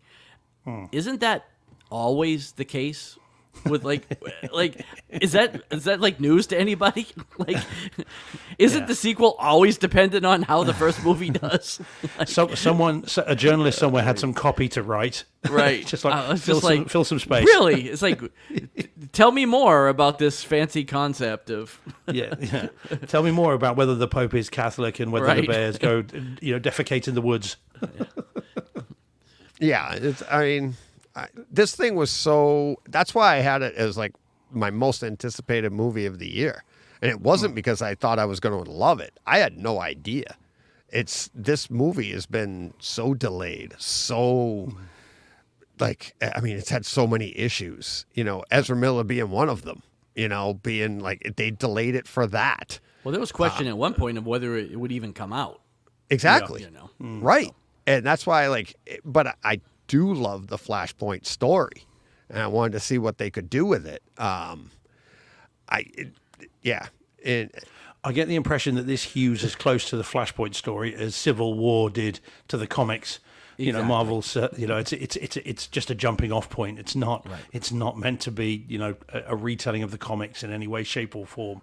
But I've never read Flashpoint, so I don't know. Civil War I had read. So Yeah, no, but this there we go. not even. It's not even close. There's nothing. Can you think of anything, John? That's like Well, no, close? again, Other other than than it's the Flash? core principle of him going back in time to save his mother, that is what Flashpoint is about. But everything that happens in the comic is completely different from what happens here. To the point where you have Thomas Wayne, you've got, you know, Atlantis and, In the book, and, right, and the yeah. Amazons at war with each other. You know, I mean, the book has got all wow. kinds of stuff that just didn't I happen actually here, so. thought that this got a little more confusing than the book, because they actually introduced, and I don't want to get into spoilers, but they introduced more stuff than I thought. At least the way when I read it, I've read it a few times. I read it in the comics, but then I also have the large Ultimate Edition that is just gorgeous. But yeah, it's completely different, So, all right. Let's see. All right, let's get to. We'll wind up. What do we? All we have left are these last two, right? But they're good ones. Yeah, they are. All right, let's go with this. On Netflix, dropped on Friday, Extraction 2. And I was really, really looking forward to this. And I'll start. I was thoroughly disappointed in the audio in this. It was awful. Absolutely awful. I had to get up and check and see if my subwoofers were on. And this is why the one that I love the movie. It had some really good Atmos effects. It had great pans. It had a lot of fun. I really enjoyed the movie. I enjoyed the sound, what I did get out of it. But I felt like the entire time this thing wasn't like, it's almost like my subs were off and I was watching this movie through just my speakers. Like if you've ever disconnected your speakers and watched any movie and you're like, you still get decent bass, but you're not getting that low. And I got none of it. And then that's why I ended up, I was talking earlier about John Wick, and I was like, let me go back into it. And so I put on John Wick directly after this, and I was like, I started it, and it's like, there's a, where is it? I got a time stamp here somewhere. Anyways, I'll come up with it when you guys are talking, but there's a time stamp. The bass in John Wick is amazing. It's awesome. And I just wanted to redeem my system. I'm like, make sure it wasn't me. Or like maybe something was wrong, and it wasn't. And I even went back to it later to see it at a different time. Like maybe it was the stream or something. And it's flat. It doesn't have that bass in it. So we could talk about the movie too, but what'd you guys think? John, do you want to go next? I mean, I didn't find that, to be honest with you. I mean, you know, again, my system and setup is a little different than yours, but I mean, I felt like it had some bass moments. I thought the surround sound, I thought the use of the rear channels was fantastic in this movie. I mean, there was so much gunfire and voices, and especially in the, no spoilers, but in the prison scene. I mean, my surrounds were all working overtime. Like I had stuff coming from everywhere. Yeah. I mean, I'm not going to say it's not John Wick, like you said, but Right. I didn't feel at any point like I was missing bass or that it was lacking. I thought visually, I thought it looked great. The Yes. not Dolby Vision, but the HDR looked excellent. I mean, I thought it wasn't quite as good as the first one, if we're talking about The movie, itself. yeah. Although I did also thoroughly enjoy it. Like, I really thought it was great. I love the fact that it seems like this is being set up to be a franchise for him. Yeah. It definitely feels like there's an Extraction 3 coming, based on the way this think? movie wraps up. Yep. But yeah, I mean, overall, I thought it was good. I didn't feel like I was missing anything. I thought the use of the surround channels was fantastic in this movie, and it was very fun. Like, I really enjoyed it. So. Yeah, so for me then, for the film, now Extraction, as I said, I think last week, might have been the week before, Extraction is my most watched movie on Netflix, in terms of most often. I've Really? seen Extraction 5 times on Netflix. Wow. I just really like that movie. It's great. Next to that's Army of the Dead, which won't surprise you at all. Right. But Extraction has been my most one, more than Six Underground, all of those. So I was really looking forward to the second one as well, and I watched it Friday night. I made time to watch it. It was like, this is going to be great. In terms of the movie, I agree. It's not quite as good as. Oh, again, can you hear me, guys? My system's gone off again. Yeah. Yep. Okay. So again, not quite as good as the first one. I think at times it's video gamey. It's like, take out the next level, get the next helicopter. Wow. And, Did you? So let me jump in here. At what the hell? It's like 28-minute mark. Did you pick up on that? It's like from the 28-minute mark till the 47, I think. So almost 20 minutes. It's supposed to be one shot. It's a one-shot thing. Yeah, which it's and not. But it's it's supposed not. To be, yeah. It's not. Yeah. Just like 1917, they mask it with their pans into smoke and stuff like that. But it's that one shot, and it's very video gamey where they have the shot over. And we're going to talk more about that too when we get to John Wick 4.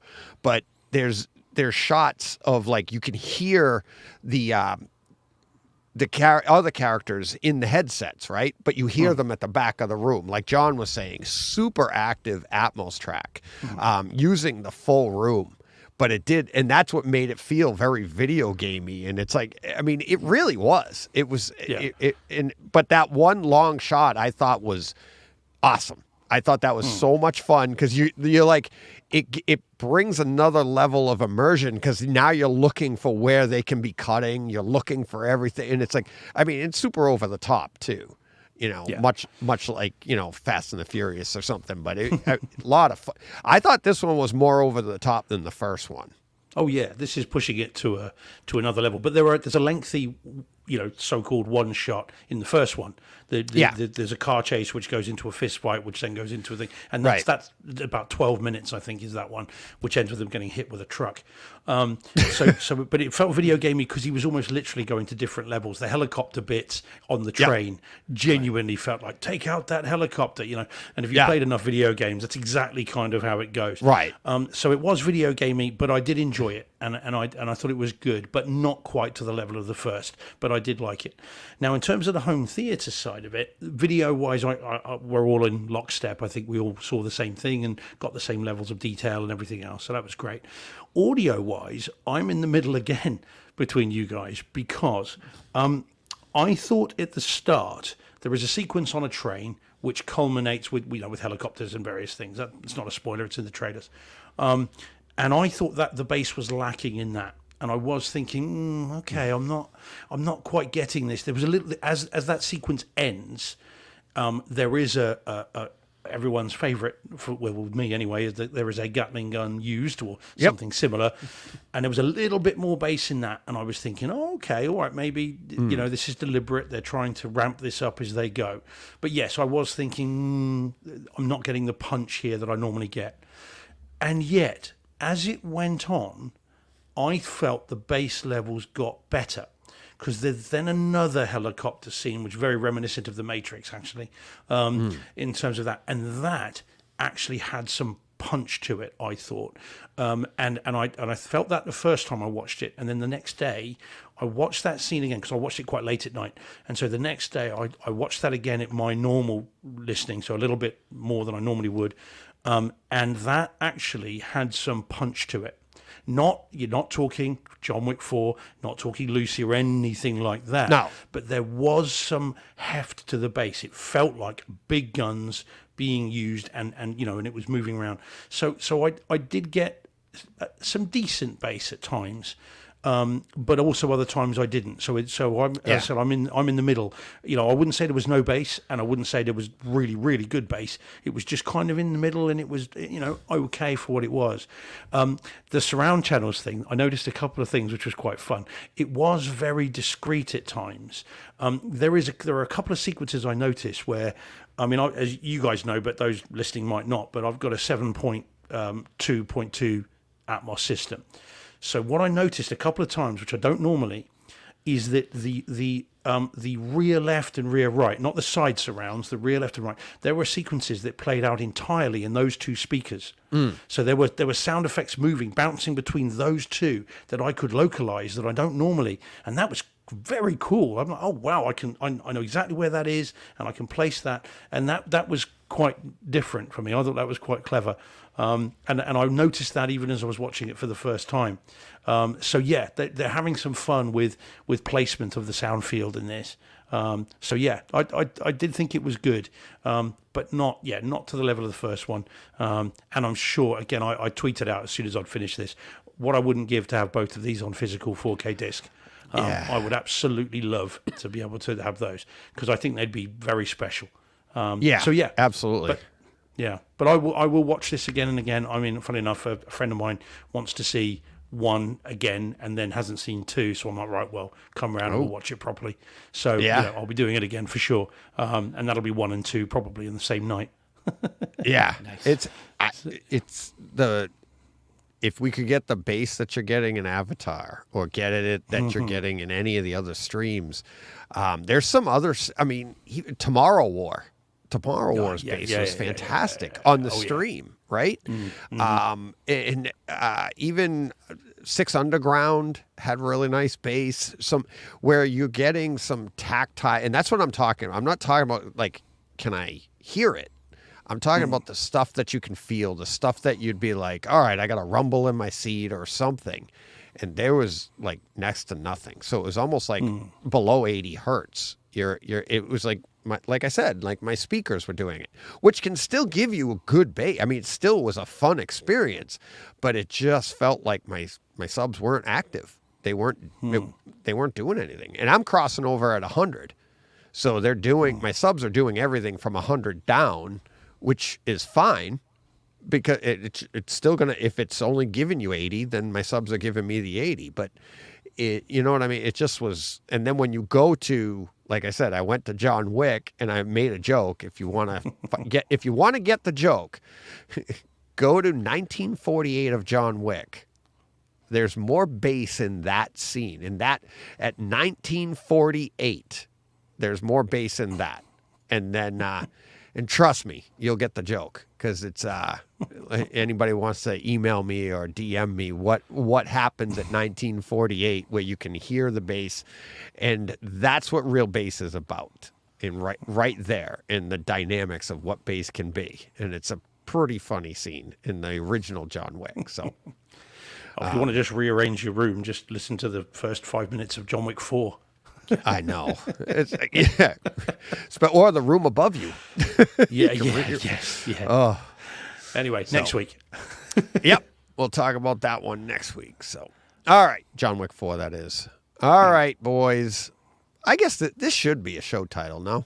Oh, yes, please. Yes, please. Yeah. Here we go. Steve's the one that brought it up, so we'll bring up his image first. There we go. What are we talking about, Steve? Wind River. The 2017, I think it was, 2018 maybe. 2018, I think. Yeah. Jeremy Renner. Right now, I can never remember her name. What's her name? Elizabeth Olsen. Elizabeth Olsen. Do you know what? I've had a conversation this week about this with someone else, and I couldn't remember her name then either. So Scarlet Witch and Hawkeye. Not a spin-off. Just so we're clear. He is pretty much Hawkeye in this one, too. Well, he never misses. That is true. So this is we've talked about it a number of times on the show. So as a movie, it's a drama, I think I would call it. I'm not sure I'd call it an action movie, although there are action sequences in it, and it's in the mold, in my view, of Hell or High Water, and done by the same people. Taylor Sheridan, I think, directed it, and it's of a piece. It's a meditation on grief. It's a meditation on loss. And a drama about a young girl who is ostensibly killed, and it becomes a little bit of a whodunit and a detective story as well, all wrapped up in a story that unravels as it goes. And it's a movie that I really, really like. I never saw it when it came out, never heard of it up until about 6 months ago, when somebody on Twitter said, "Oh, I'm going to rewatch this movie," and they're like, "It's great." And so I bought it very cheaply because it's an older film, and watched it and was blown away. And just was like, wow, this was great. And I've been bending your ears about it ever since, guys. Yep. So because I just everyone needs to see it. And so it's a great movie. And I rewatched it this week for only the second time, knowing that we were going to be watching it again after you guys bought it last week.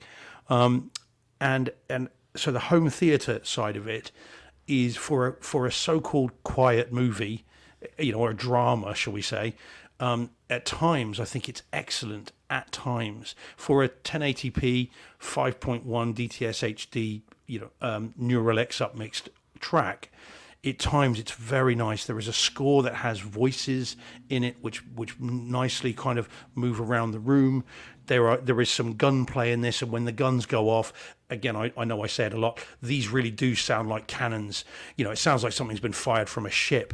Not from a shotgun or a handgun, and that has real heft to it, and so I think it's really, really well done, and some excellent stuff in this. Picture wise, it's okay. It is a drama. It's not meant to have stunning visuals to it. It's what you call shot with a quiet lens. This isn't supposed to be beautiful scenery or anything else. This is all about drab, unattractive landscapes, I suppose, until perhaps the very end. So yeah, I thought it was great, and I'm very curious to see what you guys think of it. And I was tempted to text you both when I knew that you'd seen it, but I thought I've been digging nails into my thighs waiting so that I wouldn't text and just find out live. So and I've already given it away because I had to ask Deej earlier. So I know what he thinks of it. Yeah, I couldn't help it.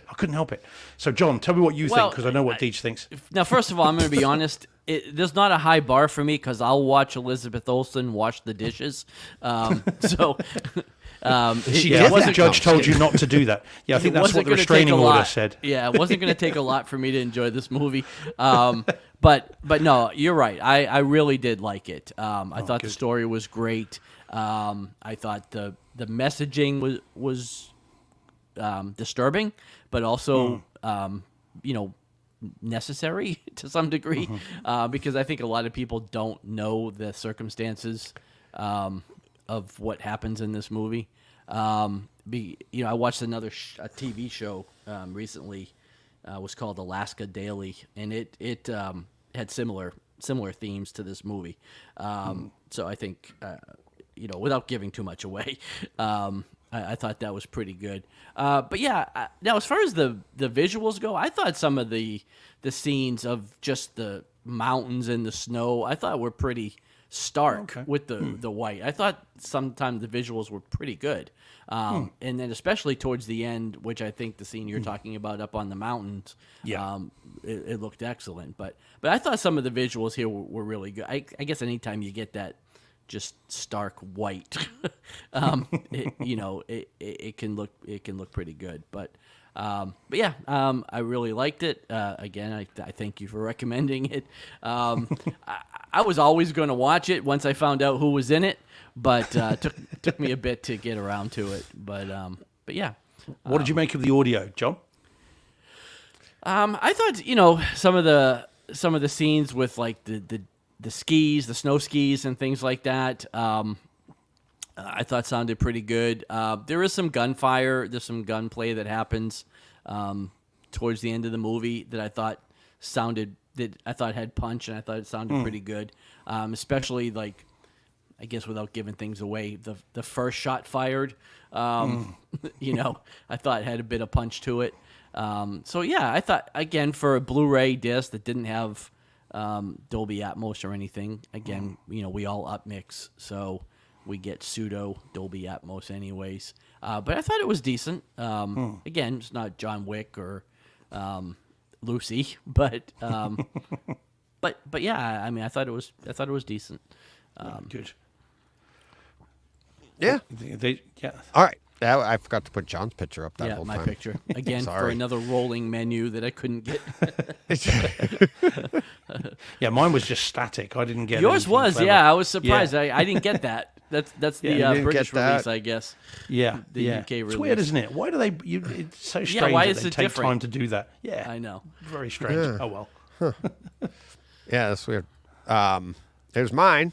And you can look at all the other tiles if you'd like. Yeah, on Kaleidoscape, same thing. 1080p, DTS Master Audio.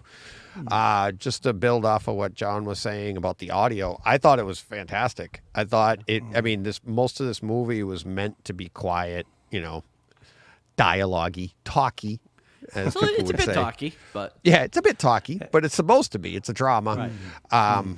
It does open up with some really nice punch with some gunshots in the opening scene that literally will make you jump deep. I mean, you could tell what kind of gun he's using. It's got really, really good punch. Comes up again later, and like you said, with the walking whether the quiet scenes, walking in the woods, there's you can hear the snow, you can hear it under their footsteps, you can hear it under the snowmobiles, that the sounds, the way. And Steve and I mentioned this before we started recording. It is kind of tough, after what happened with Jeremy Renner, but you see how proficient he is on one of these things, the way he's riding those, and the way you drop a knee, just like on a motorcycle and stuff. He's dropping a knee, he's doing a lot of stuff, flying. They make a little joke about it in the movie as well. But as home theater wise, I thought the picture was great representation, I should say, of what kind of movie it was. Like, it was very drab, but then they get outside and you get a feel of it. Felt cold, and the bright whites and seeing the landscape the way it was. There was one shot that I said, I watched this one with my wife, and there was one shot that I was like, I felt like maybe that one was done later. And it was a shot of Jeremy Renner, and you're looking up at him, and the blue sky on him was way too blue compared to when they went with the long shot again. And it looked like they were like, we need this shot, let's do it here in a studio, and they green screened it or something. And it just felt so out of place, because I felt like you said, Steve, and like it was a little drab and a little, because of the source, the material we're talking about here, what the story's about. So that felt a little out of place. There is a little bit of a continuity error that I caught, and it was really funny. It's at 11 minutes and 50 seconds, and he's there. They had just stopped, and they're out in the snow, or he's out, and he's got gloves on, and he's pulling out a gun, and it's like, at 11:50, gloves, no gloves, gloves, no gloves. Check it out. You can't. It's like he takes his gloves off, and then Then they come back to it. They're in a close up of him, and you see him take his gloves off below camera, right? But maybe he didn't. I don't know. They go to a long shot, and he's got his gloves on. They come back in, he's got his gloves off. They go to the long shot, his gloves are back on. Like, and it flips back and forth, and like I picked it up, I snapped back quick, and I showed my wife. I go, "Did you see that?" And she's like, "What?" And I was like, "Check that out." And she goes, "Oh, nice catch! Look at that." I was like, "It's pretty funny." What did Jen make of the movie, Deej? 'Cause She some of really that's liked quite within her wheelhouse. I mean, there's Yeah, some talk yeah. about counselling and grief and all that kind Yeah. of stuff. So Oh, she must God, come yeah. at this from a different kind of perspective to us. I thought what I thought about the movie itself with that is, I think we all have a unique perspective on that, and that's what I thought was great about the movie, is because we're talking about Native Americans, we're talking about white people, if you want, us, and then you're also talking about the men women, how they handle things, how different, races handle situations, and what's acceptable, what's not acceptable, and they expose a lot of that stuff in this. And even my wife and I were talking for a little bit about it after the fact, and being like, I don't want to give anything away. There's but you guys know the scene when Elizabeth Olsen goes into a room and whoa, and walks out of the room, right? And my wife was like, what do you do? Why? My wife was like, why is she leaving? And I'm like, it's not your culture. I don't know. Yeah. I don't know. But you know what I mean? And that's what was really interesting about.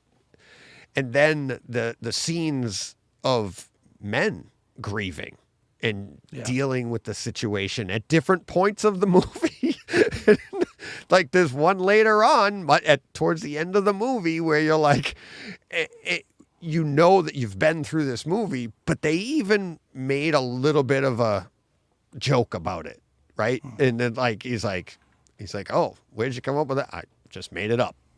I didn't know I had one. You guys know what I'm talking about. Mm-hmm. But I thought it was really interesting.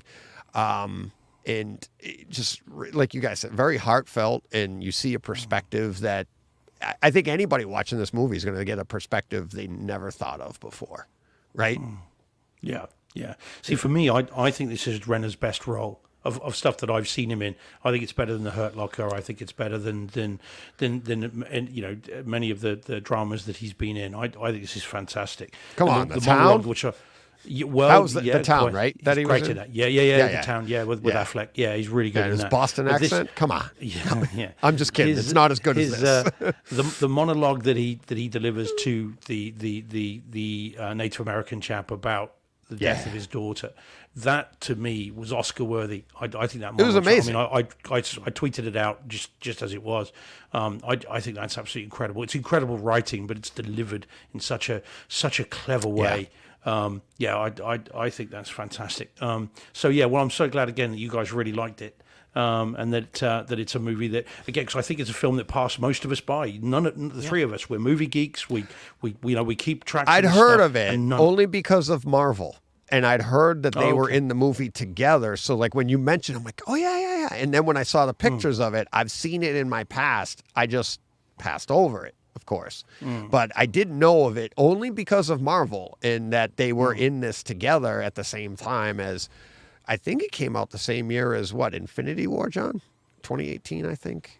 I thought it was 17 or 18. Yeah. So it would have been Civil War. But around yeah, that they kind of time, definitely were. They definitely knew each other, obviously, before this movie. But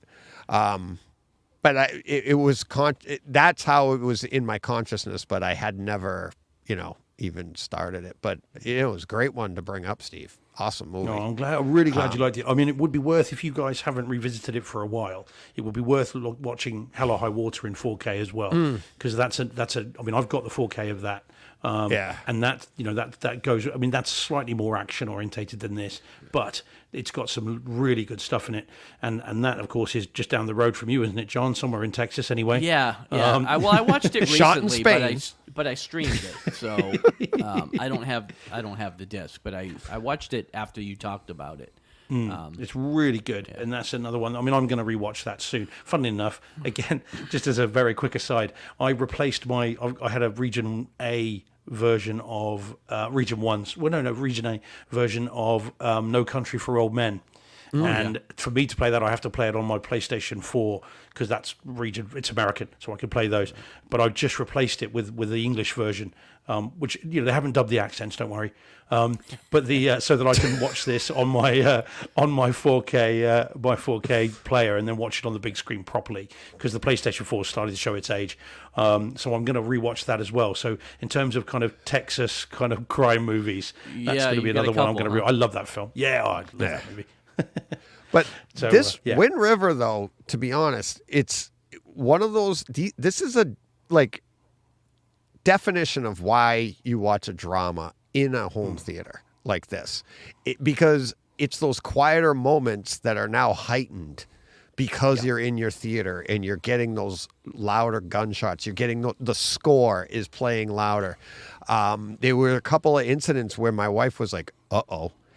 just because of the way the score was elevated, and you could feel it in your room. Something was coming, and you're like, you don't get that in your living room on your TV speakers, right? You get and it's a great movie for that. Don't get me wrong, but anybody listening to us right now or ever, that's not what we're here for. And it's like, but this is it's a great drama to be experienced in your home theater, and I think it heightens everything.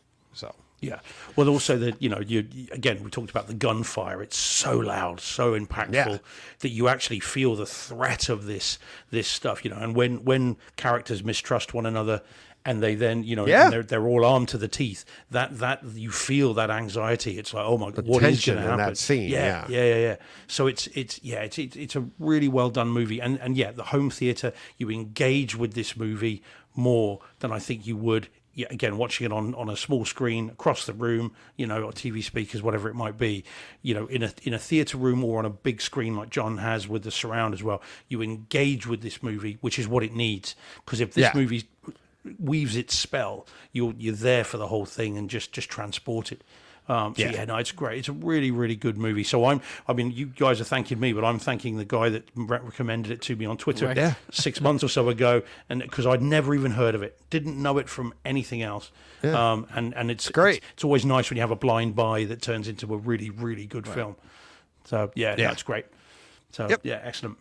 Excellent. Right, we better get moving, guys. Looking at the time. Yeah, we got 15 minutes. All right. Let's what do we got coming up next? We've got to get to our 4K releases. Oh, we've got a bunch of, I think we got like 12. So let's get to it.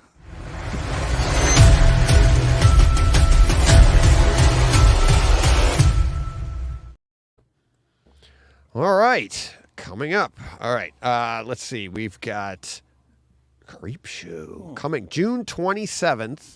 These are all coming out Tuesday, June 27th. 4K releases. Creepshow from 1982. Next up, we have Vacation. And there are actually, I didn't put them all in this week. I didn't have the time. Sorry about that. Because I know people have sent in comments that they're really enjoying the 4K releases section and everything. But there's multiple Vacation versions coming out, some Steelbook. I just didn't, like I said, I didn't have time to actually add them all in to the pictures. So we have Vacation coming, Evil Dead Rise from this year. Oh yes, and that's Vacation that's the 1983 Vacation is getting a 4K release. So, but we have Evil Dead Rise coming from this year. So, Steve's probably really excited for that one. Oh, it was great when I saw it first time around. So I can't wait to see it in 4K and HDR. Oh yeah, although Todd was not very keen on it, and he saw it on Kaleidoscape. So that slightly worries me in terms of the quality of the disc. So he didn't like the quality, or he just didn't like the movie? I don't think he particularly liked the film, but he wasn't exactly effusive in his praise of the movie either, of the transfer. So that worries me, because this should look amazing. So I'm a little bit worried now. It's funny because I do really enjoy home theater experiences, but horror movies to me, and this one here, Steve, you have me so close to actually clicking on it, just because of like what you were saying about just the experience of the movie, and I'm like, oh, it's going to be great at home. But then Todd, I'm like, no, I don't know. Me too. Like, that's too bad. Because if I'm not getting the home theater experience out of it, I'm really upset. Yeah. Oh yeah. I mean, I'm buying it whatever, because I really enjoyed it. So I'll get it and give it a go in mine and see, and then I'll let you know what I think of it. But I'm hoping it's going to be amazing, because I really, really did enjoy it. So yeah, fingers crossed. Yeah. And John, one of your favorites. Yes. Mallrats. Does it need 4K? That's what I was going to say. But I'm still going to pick it up. Yeah. It's a great movie, and I've got the Blu-ray of it. I think I might pick up the 4K. We're going to swap round on this, John. If you're going to buy it on release day, I'll buy it when it comes down in price.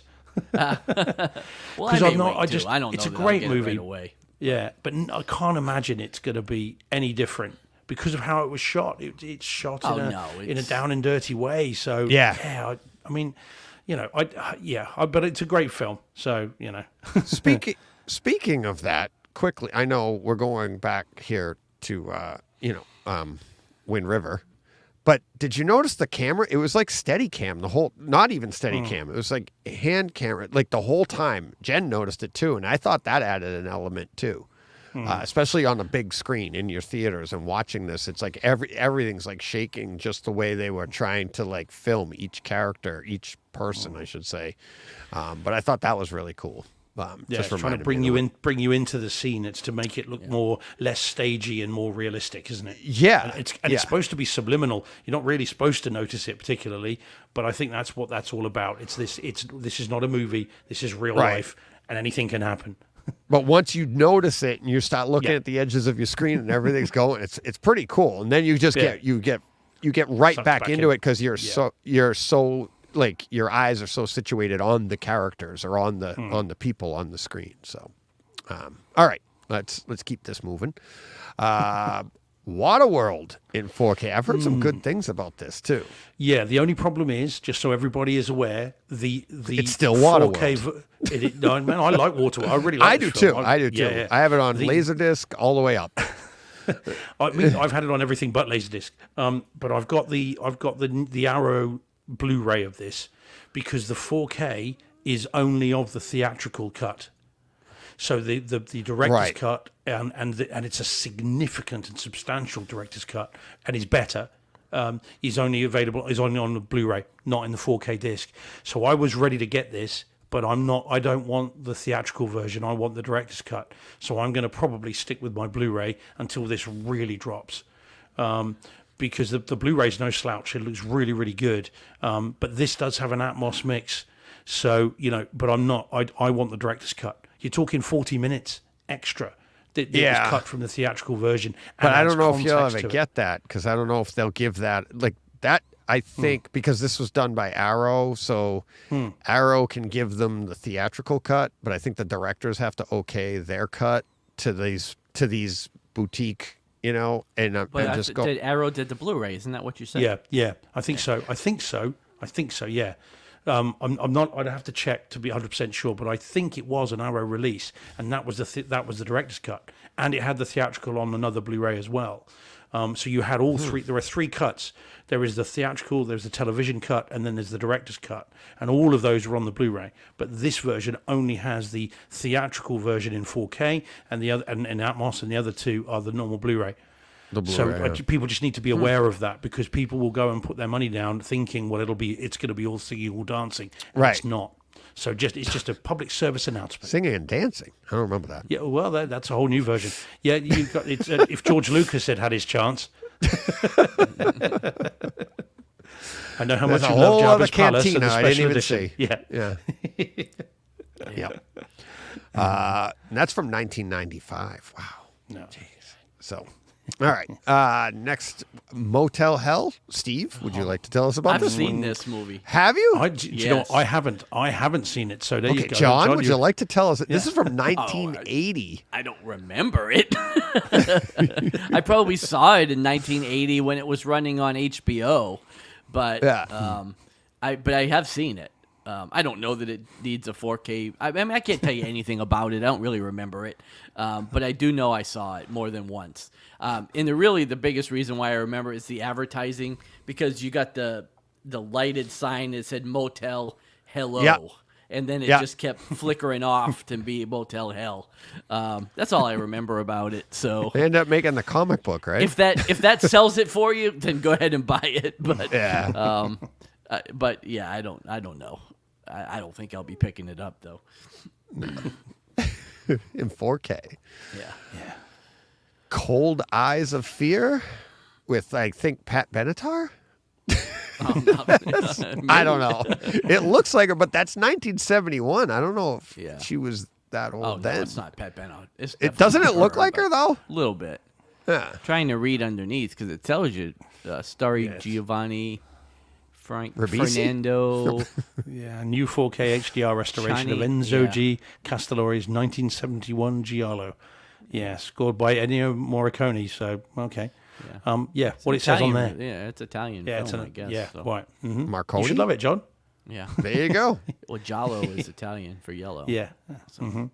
There you go. All right, getting into more of our genre area. Mission Impossible 1, the first one, coming out. Steelbook. Steelbook. Yep, it's already out. And then Mission Impossible 2, also Steelbook coming. Geez, I wonder why. You talk about movies with continuity errors, Deej. That one's always famous for the bike thing at the end, where there's close up of the bike tires, and they keep changing between road and off road tires. Yeah. Because they're really close, they're right close in, Yeah. and just like it's blatant. Yeah, speaking of bikes, that was one of my first introductions to continuity and stuff. And my dad introduced me to it when I was a kid, and we were watching, I think it was Chips, and it was a beach scene. And they took off on the beach on their motorcycles, and you hear, "Wah!" And they take off down the beach, and my dad goes, "What's squealing?" Causing the Yeah, squeal. they're on sand, right? And I was like, I'm like 10 years old going, oh my God. And ever since then, I'm like, Dad, what's in this one? And so the two of us would just sit there, and he probably made stuff up that for me, because I was just fascinated by, like, movie making. And, well, where did the sound come from, Dad? And he's like, they put it in after, they want it, all that's fun stuff. But yeah. Oh well. All right. This one here, okay, is, what are we doing? It's like, it's this is Universal Essentials Collection. 30th anniversary Essentials Collection type. Yeah. What is this? I had no idea, like, what's going on here. Why Jurassic? We're talking about Jurassic Park, the original. It's getting a new release, and I don't know if there's any kind of additional anything to it. It's I just have another bite at the apple, I think. Yeah, I guess. I don't know. I mean, I was think it's hoping there pretty was something that, like, it hasn't pretty much everybody already bought it. I do like the cover art, though. I do too. Oh, well, I don't know. I think it's very clear what the difference is. They've recast the Richard Attenborough part, and now it's Colonel Sanders. Yeah. So it's it's all good. Finger licking dinosaurs. It's all good. Yeah, hang on, JFC. yeah, There you go. yeah. It's in DTSX. Just like the original, just like the other 4K version. I haven't been able to see any kind of It's probably identical. press. Yeah. Yeah. So- it's just a 35th anniversary or whatever it is. 35, 30th. whatever, Yeah. 30th. Yeah. No, 30th. Came 30th, out in yeah. 93. Came out Yeah. in 93. So, yeah. But yeah, I don't know. I find that interesting. So we'll see. This one is Dead and Buried.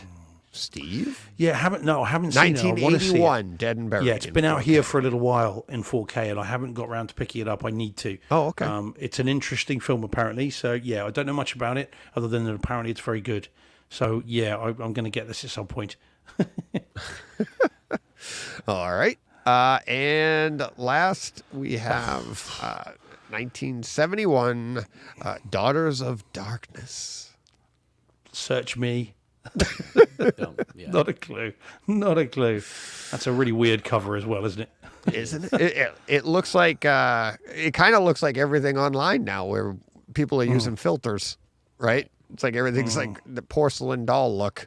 Apparently, that's what you go with. It is weird. It is weird. Isn't it? Yeah. Yeah. Which so- version of Batman is that up at the top? I know. Batgirl.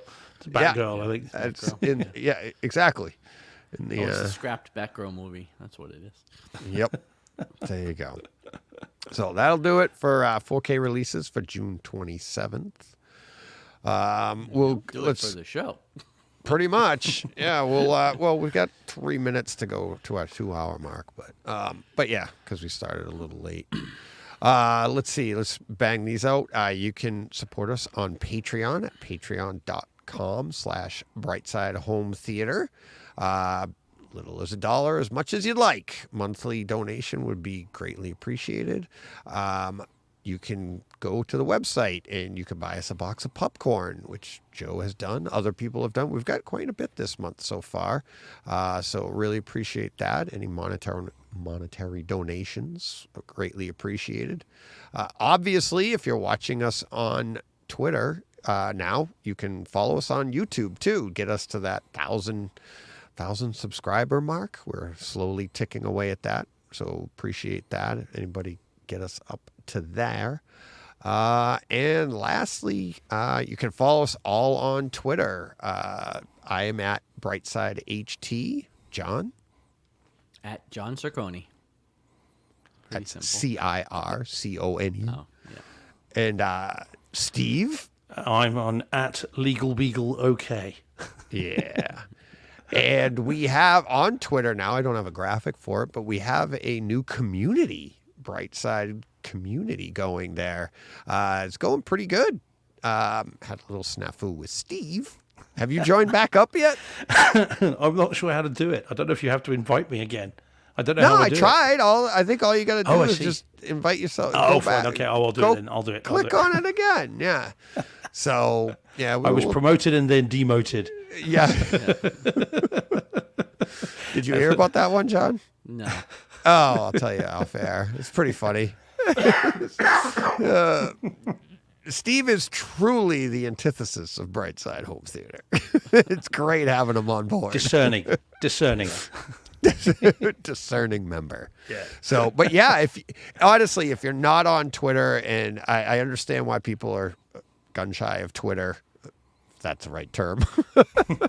If people don't want to be on Twitter, but this new community thing is pretty cool because you could just get on and get right in the community and don't ever leave. It's awesome because then all you see is home theater stuff.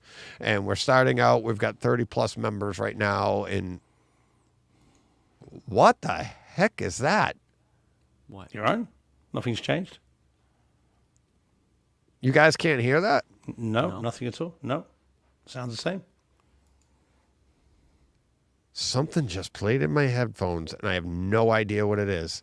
Don't know. I have Is it the special? Is it the special videos you've got? It on was your a computer, commercial Deej? for something, but I don't know where it came from, and I don't. But you guys couldn't hear it? No, nothing at all. No, it Oh sounds my normal. God. Yeah.